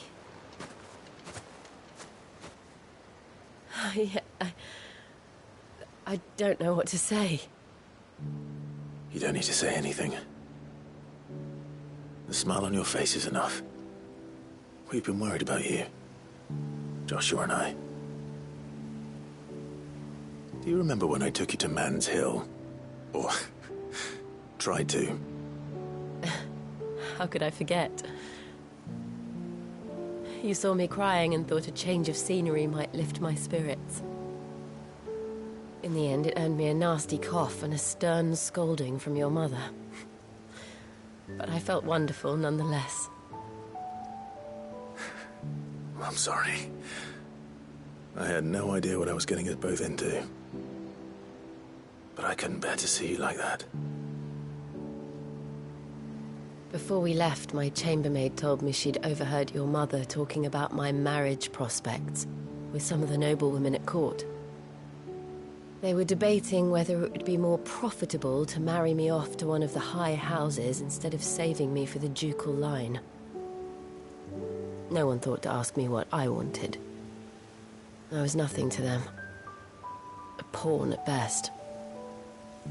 I felt so trapped, so lonely. I didn't know. But I wasn't alone. You were there. Your hand in mine as we ran for those oaks. And I knew then, no matter what happened, I would be all right. I'll never forget that feeling.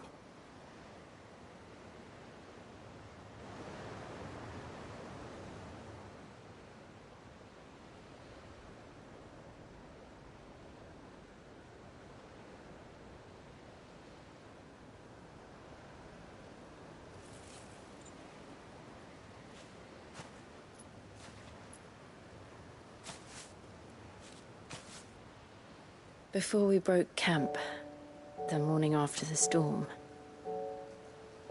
do you know what I did? No? What? I slipped away from my governess to climb the tor. And from there, I saw a sea of petals, all reaching for the sun. And I realized that no matter how terrible the night, dawn would always come.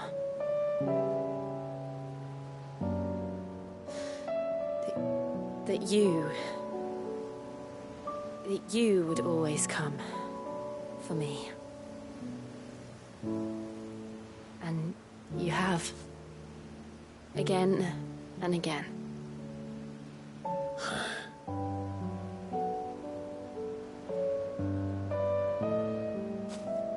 Where do you see us? When all this is over?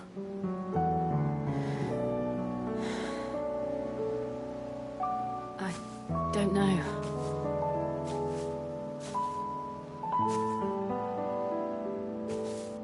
Not here, though. I think I've outgrown the twins. After everything we've been through, the realm just seems so small. I'll need some space to spread my wings. Then that's what you'll have. And I'll stop at nothing to see that you do.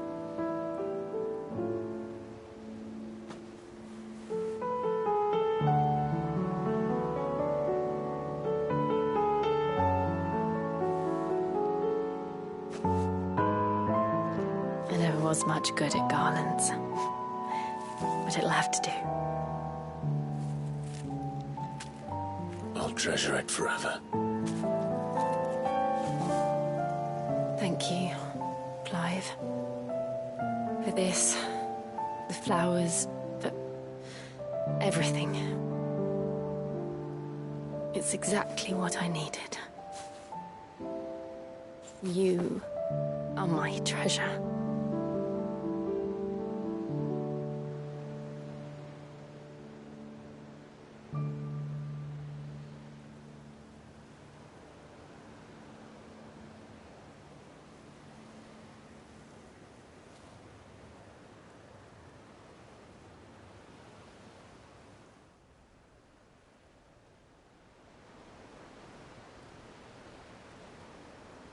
We should probably be getting back. I expect the others are wondering where we are. You're right. There's still much to do. And we'll do it together.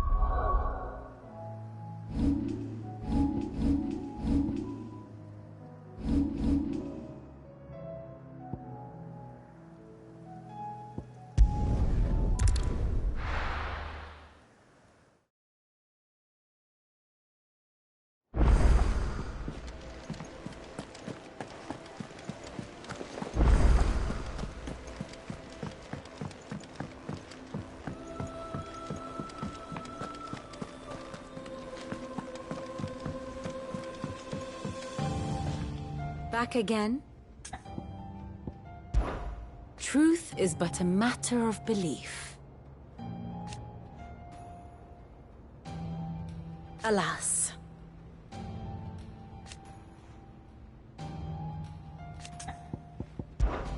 Well, Clive? I am. Naturally.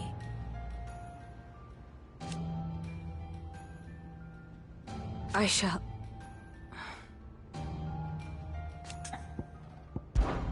Godspeed.